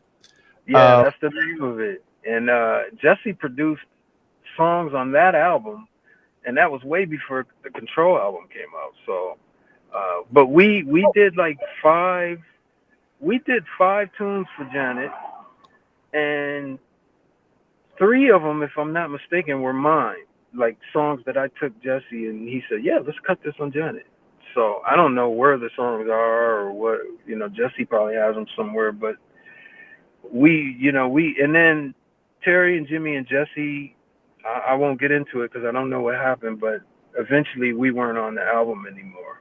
So.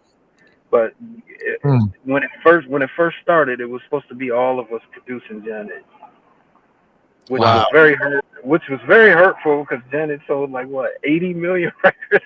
Yeah.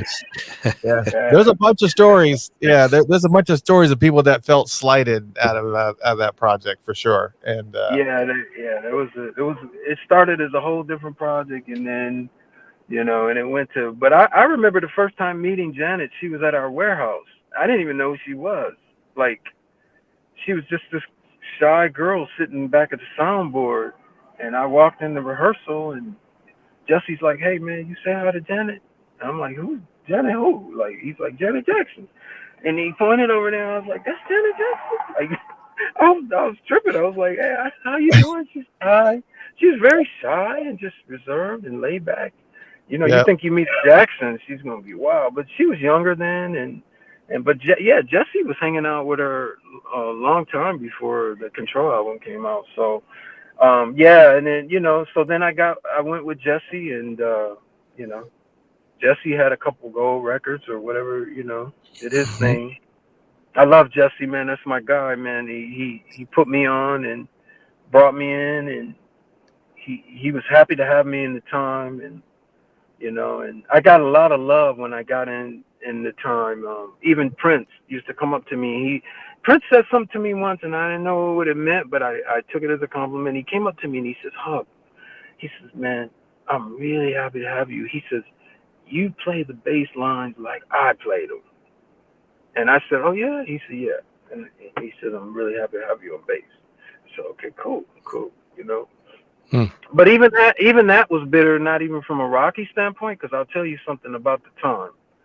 Like I said, I grew up with all those guys in Minneapolis. Terry Lewis was big influence on me.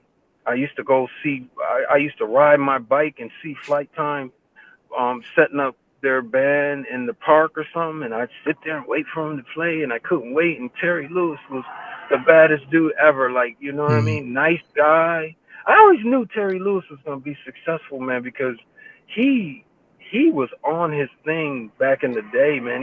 They had a bus, a converted school bus that they put a Flight Time on the side, and they was gigging, and they were organized. And I said, this dude, he got it going on, man. Like, so I wasn't surprised when Terry and Jimmy made it. And Jimmy, that's my cat too. I love them cats, man. Like, so when the time broke up, way before the Replacements started, I was crushed.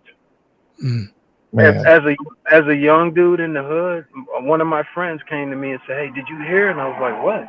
I never heard anything from, on my own. And he said, man, I think Terry Lewis and Jimmy aren't with the time anymore. And man, I'm telling you, I got real sad, you know. And the reason I got really, really sad is because I thought, oh man, my boys is making it. They on the big scene. And now things is crumbling. What's going on? I thought that Right. was going to be bad for Minneapolis, you know? Mm. And so I was crushed. And I tell you, man, Terry, you can have a sub for Terry Lewis and Jimmy Jam, but there can't be a replacement. There's only one time. That's Right. that's the Right. time. Absolutely. Yep. That's Jimmy, Terry, Jesse, Jellybean. Those are the guys I admired, and I heard the first album was tripping. I know Prince wrote all the songs, but that's the time. So when I got with the time, I never really looked at it as a permanent spot. I always looked at it as, we're just subs right now. And I was looking for a chance to shine on my own or find my own direction in there. But I didn't see it lasting long because I said, we're the original members. Like, these are my boys. Like, this isn't the time. Like, I was just as hurt as they were when the thing crashed down like that. So, yeah, I just wanted you to know how much I admire all of those guys way before I got involved with it.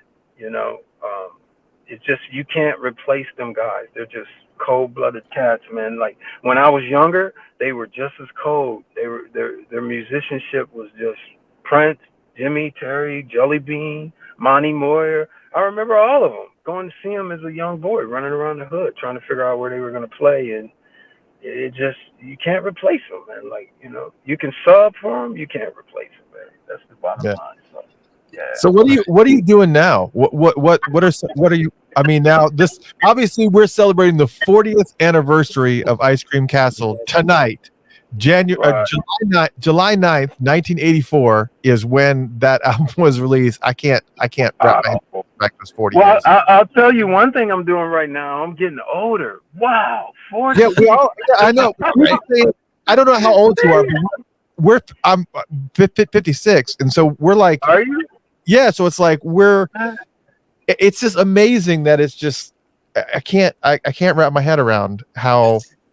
I have a couple years on you, and it's just amazing. But you know what's more amazing? I don't feel as old as everything that's going around me is. Same. I don't feel like that. I feel like I'm still that young, you know. I don't feel still trying to make it. Like, no, I don't feel old, man. Like, I just feel right. But when I hear stuff like the 40th anniversary, I'm like, oh shit. Or when I talk to a young guy, like if I'm in the gym working out and he's like, when were you born? Oh, I was born in 2000. What? 2000? Right. What? Can you drink? You right? Yeah. It's like, man, I didn't think anyone was born after I was born. Like, it's crazy. Yeah. But 2000 doesn't even make sense to hear. Right. Well, I've done a lot of stuff since.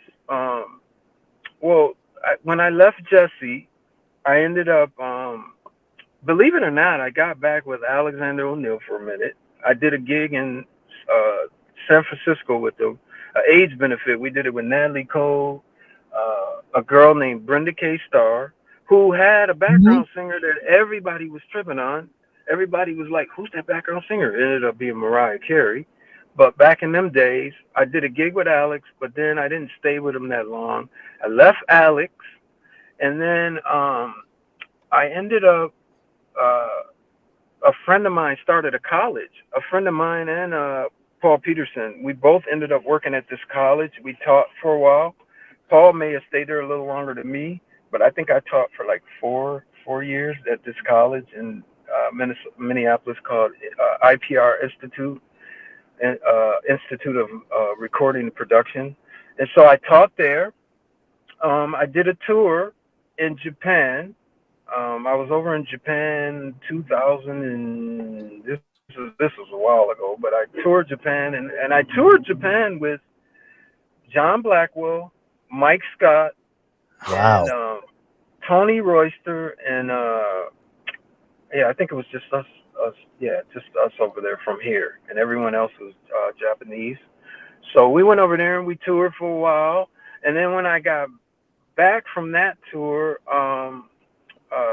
I chilled for a while, and then I ended up in a group, all-star group. I don't know if you've heard of it, called The Truth. Yes, we talked about that right before you were struggling to get online. We Right. we were talking about The Truth, and that on Discogs you can still find the CD for The Truth. It's out there. You can find it. Yeah, you can still and it is. If anybody can find that, it's The Truth. It is. And it was St. Paul Peterson. It was you. It was who else was in that then? Eric Leeds. Eric Leeds, right? I'm trying to remember everybody that was on it. Kirk Johnson. Oh, yep. Actually, Kirk was kind of the leader of it, but it was Kirk Johnson, Jellybean Johnson, Eric Leeds, Paul Peterson, myself, and we actually had one of Mint Condition's musicians, Odell, the guitar player for Mint Condition. He did it with us. Wow. And then we had numerous people come and sit in with us, like Stokely from Mint Condition. He would sit in and do the drum gig for a while. So it was a really nice. Nice thing, yeah. If you guys can find that CD, freaking get it. It's incredible. Yeah. I think it's a collector. Like everyone in it has something to do with Prince at some time, and Chance Howard too. Mm-hmm. Chance Howard was in it. Yeah. I hope Chance Howard's doing well. I heard he had an accident, but yeah, he was in it, and it was a fun thing, man. It was hard to keep it going because everyone had side gigs. Of course, Jellybean was still doing the time thing, and Odell was still doing the Mint Condition thing, and Paul Peterson was going out, I think, with Donnie. I forgot his name, but he was touring with some people and stuff, and so you never knew who you were gonna play with every week because everybody was doing so much stuff. So I mean, it was hard just to keep it together because we had some ideals of putting a studio album together and touring, but we got great reception. We did Chicago and a couple different gigs, and people came out packed. So it could have been something good, but so I've done a little bit of here and there, and I had a son in 2008, and actually that's what made me jump out of the Truth. I was told that I was going to have a little one, and so I was I was very excited about that. So I wanted to be a dad at that point. Not that I wasn't a dad, because I have two daughters too, but I wanted to, be there with my son. And so I decided to, move on from the group. And then now, recently, I've made new contact with Jesse. I don't want to talk too much about it, but me and him have been in talks, and I think I'm going to join his, you're going to start seeing a lot more of him.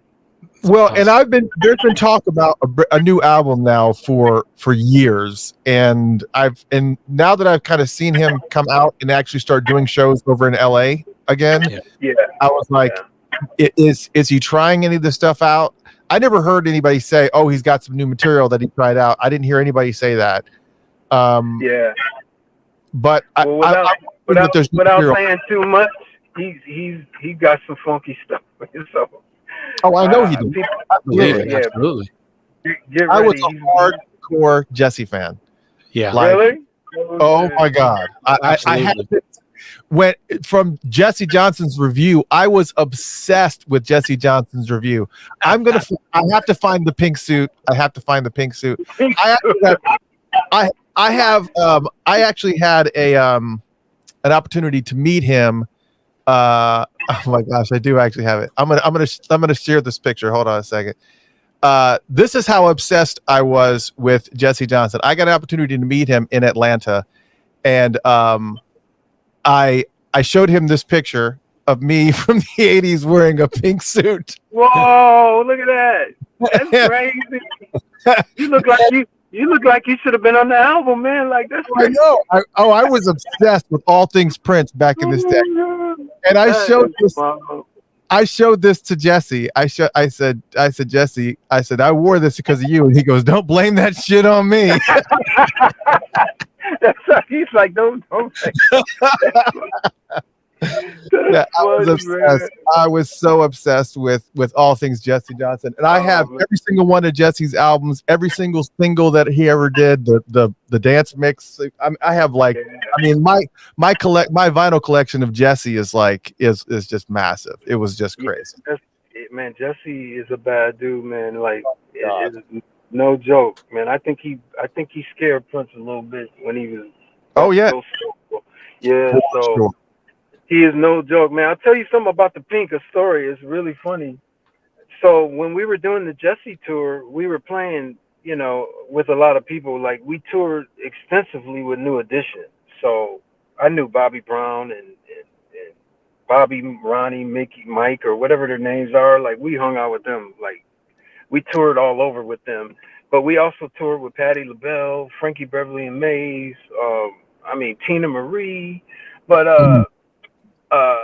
one night we were hanging out after we did a gig, and I think it was Frankie Beverly and Mays, one of those old school groups that I grew up watching and admiring and couldn't believe they were like loving us. Like, but one day we all ended up at a restaurant eating after the concert, and one of the guys came up. He said, "Man, I like you guys, man, and what you doing, all the Minneapolis stuff, the Prince stuff is it's amazing." He said, "But what's up with the Pink and purples?" And I started laughing. I was like, they were like, "Why are you guys like pink?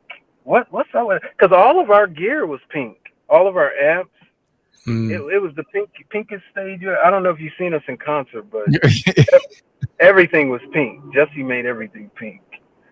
So they asked us though, well, what's up with the colors? Like, you guys are really into colors, pinks and purples. It was funny, man. What we were like, hey, did he ever have an excuse for it? I mean, did he have anything? No, I think that he just chose that as his color, and he wore it well too. I mean, oh yeah, he did. He killed it. Yeah, he wore it well.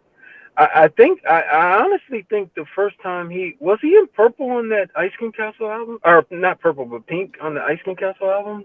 Let me pull it up. Yeah, he's in pink. That's kind of like that's almost pink. That's pink. Yeah, pink enough. I think that's when he first started, wearing that.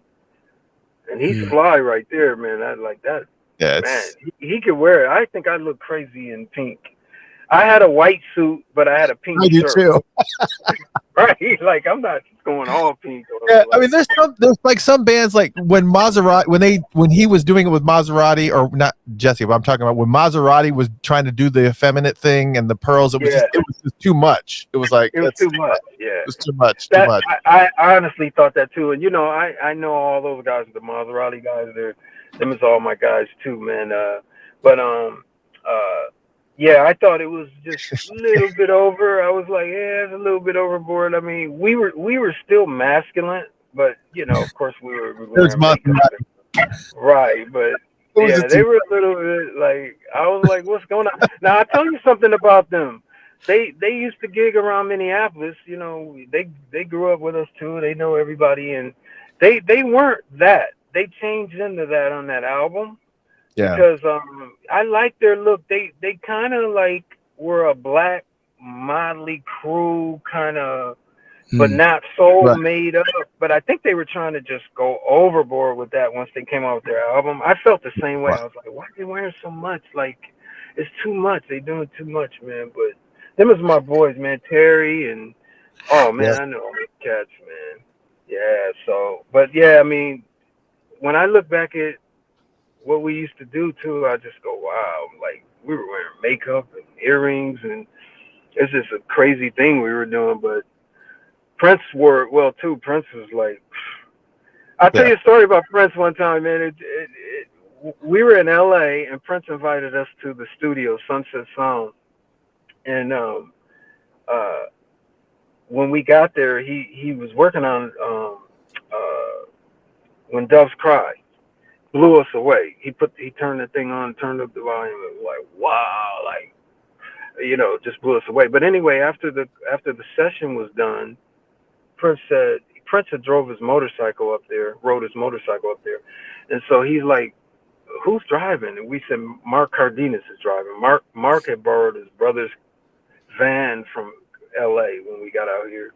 It was a pea green 1960 something van, Volkswagen van. Told the story. So, did he tell the story? He did tell the story. Yeah, people haven't watched that interview yet. Go ahead. Yeah, but yeah, man, like, and so Prince is like, who's driving? We're like, Mark Cardenas. He's like, okay, I need a ride. And I'm thinking, Prince needs a ride? Like, really?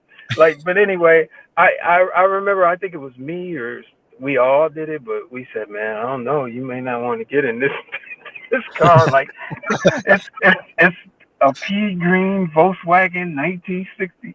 And Prince said, I don't care what it is, let's go. And so he rode with us, man. Not only did he ride with us, he rode in the front seat. Yeah. And he was looking fly too. That's when he was wearing the big hoop in his ear, one ear, and I think he had a bandana on. And so I'll never forget. I'm really young and new into it, and then I never forget this limo pulled up, and I'm looking at the limo, going, I wonder who's in that limo, because I'm still Minneapolis.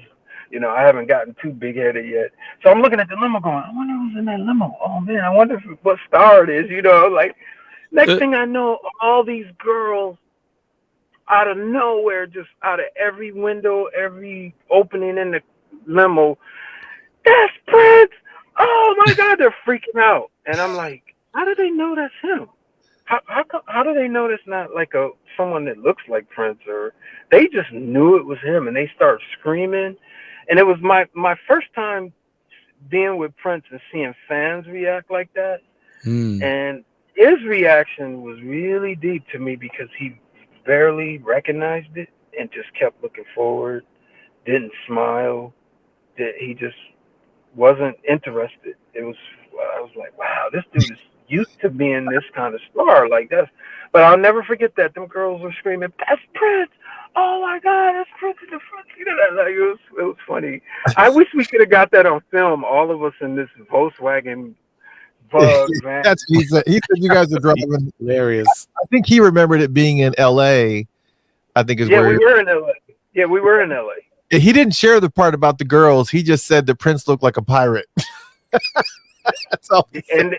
And didn't I just say he had the big hoop in one ear, and he had a bandana. And to me, it was one of his flyest looks, man. It was like he looked real. He was so rocked out, man. I was always rocked out. This dude's living it. Like, he's like, for me, like, I remember Prince as a kid back in the hood, even though I'm really a lot younger than him. But I remember seeing him playing in bands and doing his thing. And so for me, when I got in this organization, to see him on that level was just the most inspirational thing to me, because I was like, this cat came from where I'm from, and look what he did. Like, wow, it was just, it made me feel like I could do anything. Like, I could do this. I could be on this level. Like this is crazy. Like, Morris too, man. I remember Morris, man. I remember all the bands they had when they were younger, and it was just amazing to see them on that level. And I'd like to give a shout out to Morris Day, actually, to be honest with you. Morris Day is one of the best dudes, I'm telling you, man, like, this guy treated me like a little brother. Like, he was so good to me, man. Like, I just want to say that he is a good dude as far as I'm concerned. I don't have nothing bad to say about Morris or anybody, but Morris is my guy, man. Morris used to let me hang with him all the time, whether we were in L.A. or Minneapolis. We used to drive around in his white Corvette in Minneapolis. We used to drive around in his 911 red Porsche in L.A. He would always say, Hub, you want to hang? You go with me? I'm like, yeah, let's go. So Morris was really cool, even though, like, I'm going to tell you, one of the reasons I say that is because I know he was hurting by the way the time broke up and, you know, what went down. And he could have been, like, angry or saying, you know, these new cats, you know. I didn't think he would treat me like that because he remembers, you know, young Hub from the hood. But he was so good to me, man. They all were. Prince was. But Morris was a good dude, man. When I didn't have a car and Morris was like, "Yo, man, what you getting into?" I'm like, "I'm getting ready to go try to get this bus and go home." And I'm in the time, like, you know what I mean? And he's like, "Oh man, you could ride with me, roll with me." I'm like, "Okay, cool." And he always had a cold sports car, so I'll tell you this one story. One time we were in LA and we were in his 911 Porsche. I had never been in a Porsche or Ferrari or anything up to that point. And me and him were riding. I think we were in Santa Monica. I can't remember where we were. And we pulled up to a light. The same thing that happened with Prince with that limo happened with Morris when I was with Morris in his 911. We pulled up to a light, and these girls pulled up with a truck. And we sat there for a second, and I think it clicked on them, and they went, "Oh my God, that's Morris Day!" Like they all freaked out, and they were like, "Morris!" And Morris was just as cool as Prince. He turned around, he said, "Hello," and then they went, "What? Where are you going? Can you pull over, Morris?" And he's like, "Oh, y'all want to go with us?" I'll never forget this. And I'm in the passenger seat, and they said, "Yeah, where you guys going? We want to go with you guys." And then he says, "Well, just follow me, okay?" And man, yo, man, I felt, man, all I gotta say is I thought I was gonna die. he hit the pedal, and man, we took off that thing. When they say 0 to 3 or whatever in so many seconds, man. He said, "Follow me."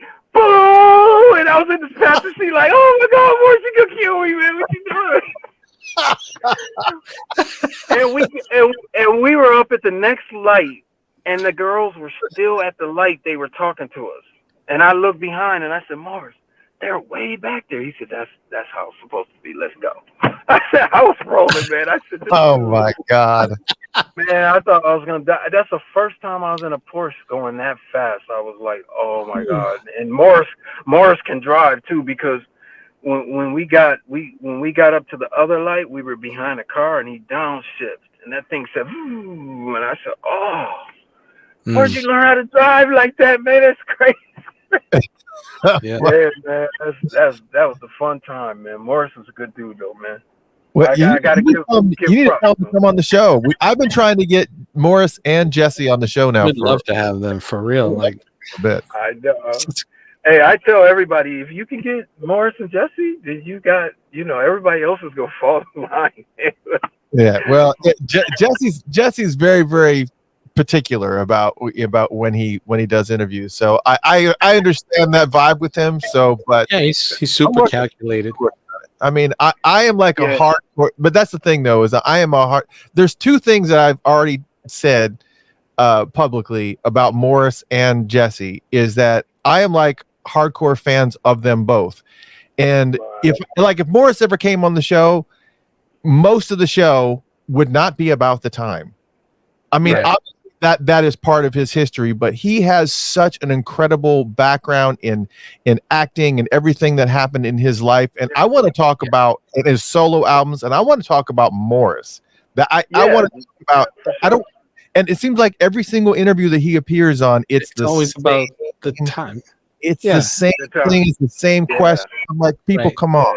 And it would be the same way with Jesse, because with Jesse, I'm like, I mean, as I said, I have every single one of his albums. If I knew that he touched something, I would be like, I gotta have it. And that was that type of person with Jesse. So that's how it. Well, hopefully now that I've done it, like when we start firing up this Jesse thing, because I'm officially gonna be doing the new Jesse thing. Like me and him are very excited about being back together. No, I'm excited too. I can't wait.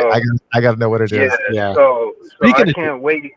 And then I'm gonna talk to him and say, "Hey man, we should go on there and just do funk. What is it, Funkutopia or Funkutopia? Funkutopia. Yeah, we should go on there, man, and just maybe you can get us when we start doing that thing. And I'm gonna do my best, because this was nice. I really appreciate you inviting me on, man. This is very nice. And man, I mean, if you can get Morris and Jesse, like, they're hard to get, but they're like Prince, kind of. They protect their brand. They want things to be a particular way. And I mean, you do see a lot of stuff on the internet, and I wonder if some people think, wow, I shouldn't have did that, or I should have waited, or maybe I should have had better lighting, or you know what I mean? Yeah, So Right. yeah, so like you gotta protect your brand, and today the internet's unforgiving, man. They'll roast you on here. They will roast you completely. Yeah. Yeah, I was watching something with Babyface the other day, and I'm like, I'm a huge fan of Babyface. I love Babyface and what he does, and Mm-hmm. we're all getting older. And he walked into a place, and all the comments were like, "Oh, he's getting old," and I'm like, "Oh yeah, he's a legendary producer, and that's what we do. We get older, You and get older. old. I'm like, why are we discussing that? Let's discuss how clean he is, and he's getting an award. Like, I mean, so the internet's unforgiving, man. They'll roast you for no reason. Like, I'm scared of the internet. I told Jesse, I'm scared of the internet. It's brutal. I had a question from the internet, and we'll make this one of the closing ones, because I know we're getting close on time here. But Derek Deshawn says Jerry Hubbard was in Jesse's Crazy video. Ask him if he experienced meeting Sly Stone on that video shoot. Oh my gosh, that was I'm gonna tell you something. That was one of the highlights of my whole career with this whole Minneapolis thing, and meeting Sly Stone, meeting Miles Davis, Yeah. and there's one more I can't think right now, but those two. But yes, we hung out with Sly, and I tell you a thing that happened with Sly that I will never forget and cherish forever. We were in the green room waiting to get called back to, do another scene for the video or whatever. And in the green room, we were listening to a song me and Jesse had cut called "Drive Your Cadillac." It was the B-side of, I think it was the B-side of Crazy. Yeah, I think it was. Yeah. So I wrote that song, and What? I wrote that song, and Jesse loved the song, and he says, I want to use this. I didn't write the lyrics. Of course, I didn't write his guitar parts, but I wrote the music. So it was a little groove I was working on, and he said, I want to take this. I want to use this. So I said, okay, cool. So that ended up being "Drive Your Cadillac." So we're in the green room, and we're listening to that because we just got the test press or something, or it just dropped, and we got the single. So we're in the green room listening to it, and Sly Stone walks past the green room, and then he gets past the door, and then he leans back, and he goes, "Ooh, that's funky. Who's that?" I swear to God, I was like, what? And so I didn't want to start talking too much, but the rest of the band said, oh, the bass player, our bass player wrote that. And Jesse said, yeah, me and the bass player did that. And Sly's like, ooh, that's funky. And then he walked off, and I said, Sly Stone just said something like, yes, I think that's funky, man. I was like, what? But it was, and let me tell you, Sly was a big part of my life and my family. My family loved him. I don't know who in the world didn't love him, but his songs were played in my house as a kid. And just to be in the presence of him was amazing. It was amazing, man. I couldn't believe it. I also hung out with Larry Graham too, and I had the fortune to hang out with Larry Graham through Jackie Thompson. I don't know if you ever heard of Jackie Thompson out at Paisley Park. Yeah, so I know Jackie.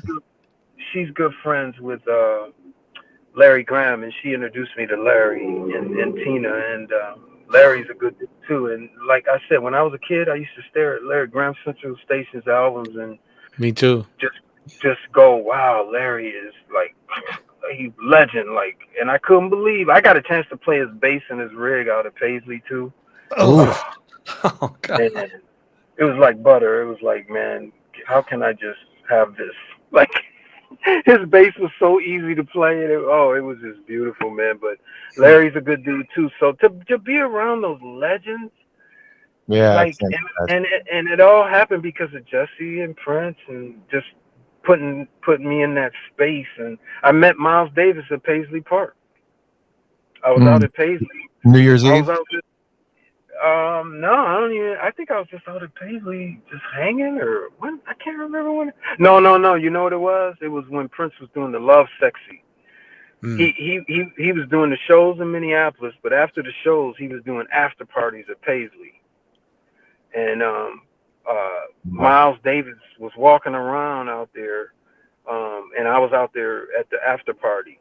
George Clinton was there. They were all there. I think that was my first time meeting George Clinton too. I mean, I'm meeting all these guys. I used to sit in my room and just stare at the records. And you know what I'm thinking to myself?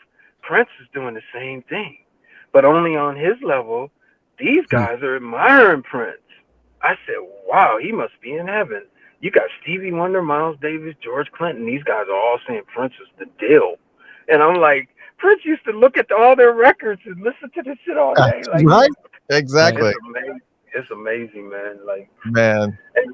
And I told Miles, I said, Miles, man, I don't want to bug you. And I'm with Prince. I'm in, he said, I know you are. I don't think he did, but he said, I know you are. Don't worry. I said, but man, when I see Miles Davis, I gotta say hi, see if I can get an autograph. He said, it's all good, man.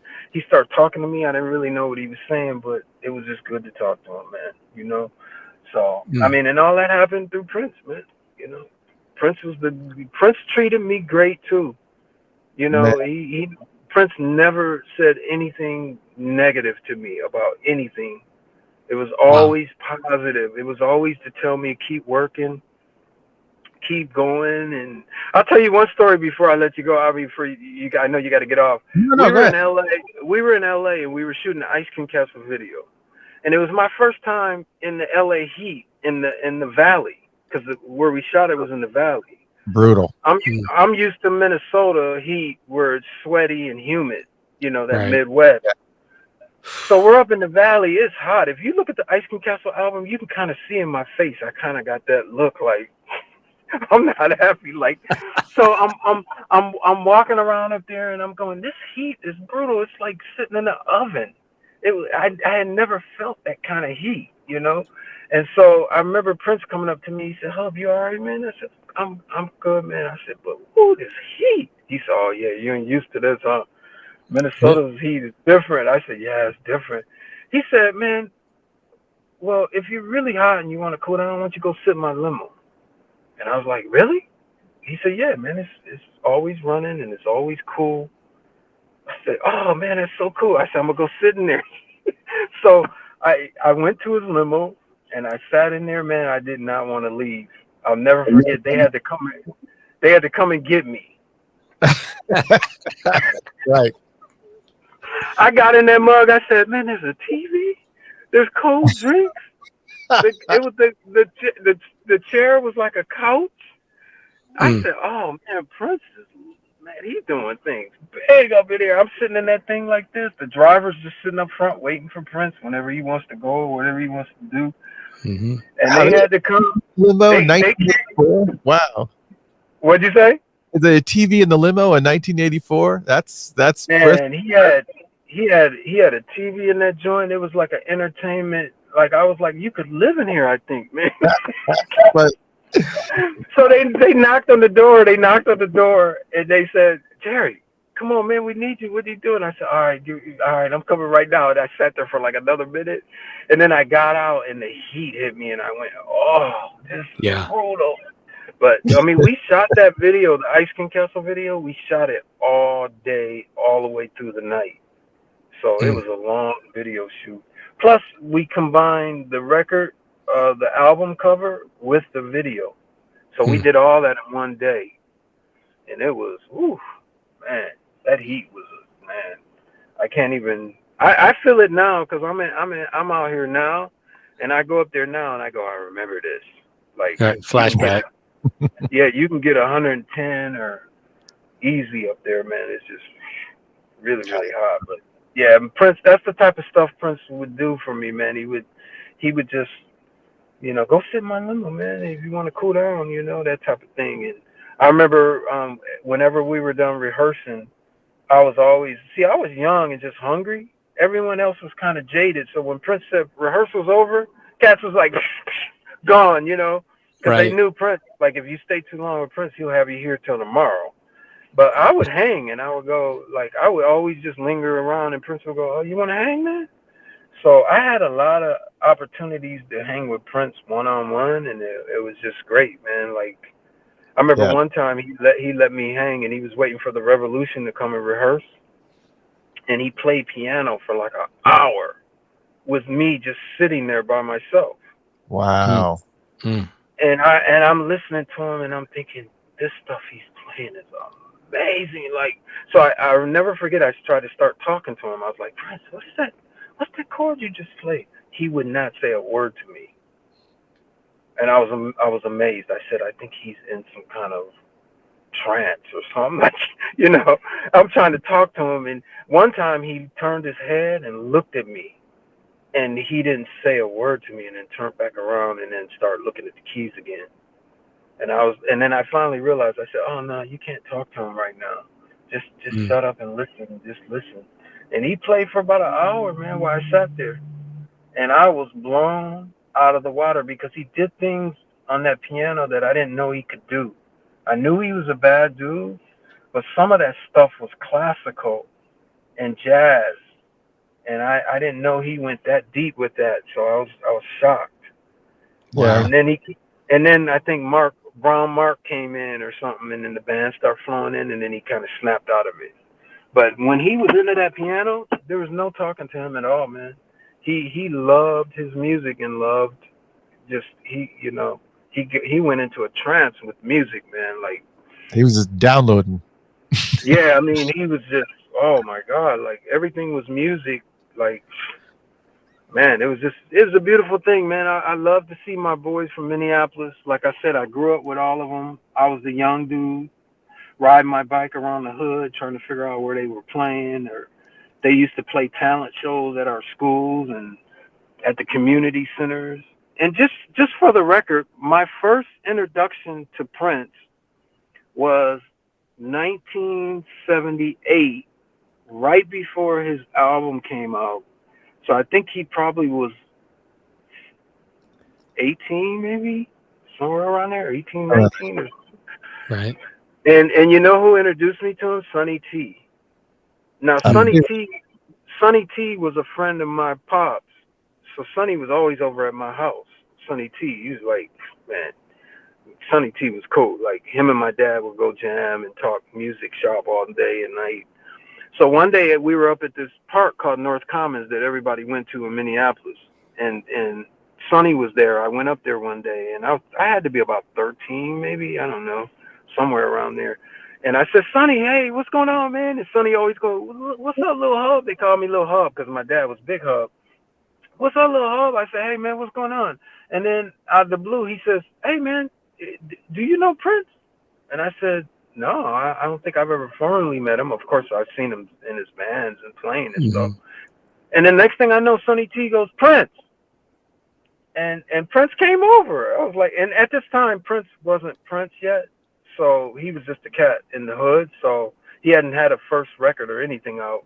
And so he came over, and Sonny T said, Prince, man, this is Jerry Hubbard Jr. And Prince kind of looked like who's that? Like, and then so Sonny said, you know his pops, man, the jazz guitarist, Jerry Hubbard. He said, oh, okay. I see. He said, how you doing, man? And I said, oh, it's good to meet you, man. You know, and he was a man of few words. And then he ran back over to play ball because they were all balling. I was too young to ball with them, so I ran back and wherever I was playing and did my thing.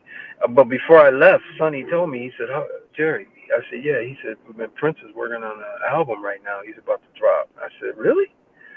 And he said, yeah, he's signed to Warner Brothers. And I said, oh, okay. And at that time, I didn't understand what it was going to end up being. So it was kind of like, okay, cool, you know. And that's how I met Prince for the first time. And who would think 4 or 5 years later, I would be getting a call from him and being his thing. That's amazing. I mean, absolutely. You have led a #blessed life for sure. right. You know? It's just incredible. I cannot thank you enough for coming on the show and sharing all these stories, because that's what we wanted to do. It's the 40th anniversary of this album today. Wow. Like, literally, it was released today, 40 years ago, and it is it's magical, and I'm glad that I thought, I should do. But see if I can get, and I'm sorry that I bugged the crap out of you for a while. I was like, oh, that's good, man. I said I got to get Jerry on the show. I got to see if I can get Mark Cardenas on the show. I got to Paul. I know Paul pretty well, so I was just like, I'm pretty sure Paul will be cool. And to get all three of you is just absolutely phenomenal. And just to remind everybody, I did a 1 hour interview with Mark Cardenas yesterday, and it is on YouTube right now. So if you still want to hear some more stories, there's an interview that just posted at 9:00, and you can check that out. But I am so glad I got an opportunity to speak to all three of you. And Jerry, thank you so much. And please, I'm going to keep your number, and I'm going to tell you what first inkling I hear of the new Jesse stuff, I'm going to be blowing up your phone. I'm just going to tell you that. Blowing up. Look out. He's about to get real funky, man. But yeah, man, I really appreciate you, and it feels good to be recognized on the 40th anniversary. It blows me away, like that the work that we did it's legendary. It's classic. Really is. Like it's amazing. Isn't it it's in the Library of Congress now, isn't it? Purple Rain, and I mean it's amazing. Like it's amazing how legendary that movie is and what Prince was able to do, man. So I really appreciate you inviting me on, man, and hopefully I can do it again. I mean, there's more stories. I was holding back. Oh no, absolutely. I could tell there's more stories. We're absolutely gonna have you back on for sure. Sure. Sounds good. Maybe man. then you'll be all right. Yeah, I'd like to say hi to all your fans too, and who's ever listening. We really appreciate you guys. I appreciate you. Hopefully you'll be seeing us visually soon, touring or doing something close by, and hopefully you come out and see us. Yeah, absolutely, positively will. He just got to start bringing some of the stuff over here to the East Coast. It's like every time I see him pop up, it's on the West Coast. I'm like, oh my God, we need some stuff. I think we're gonna travel. I think we're gonna travel. Like, Good. I think we're gonna try to get around, and it's time. It's time for Jesse, because when you think about it, Morris and the Time have been touring forever, and I told Jesse, it's time for you, man. Like, your fans want to see you back out there. The review, like, I don't know if you'll call it the review, but they want to see you out there. They want to hear, they want to hear it's a free world. And, yeah, for sure. All that, you know what I mean? The funniest thing, I saw Prince. Did you see Prince singing that? I saw footage of Prince singing "It's a Free World." I was blown away by that. I meant to ask Jesse if he's seen that. Yeah, he's always sneaking stuff in here and there, but normally like after parties and stuff that he'll like drop. Yeah, that type of stuff. Yeah, but yeah, I mean, I think fans are ready for Jesse to do his thing, so I'm actually looking forward to it too. And it's going to be nice to play again and just get out there, because I haven't played for a while. I've been doing more studio, just recording and writing, and so it'd be good to play again and do some live stuff. But I really appreciate you guys. Sure. Who's your co-host? I mean, Jeff Page. Page? I do in the corner. Jeff Page. He's the quiet guy in the corner. What's up, Jeff? What's up? How you doing, man?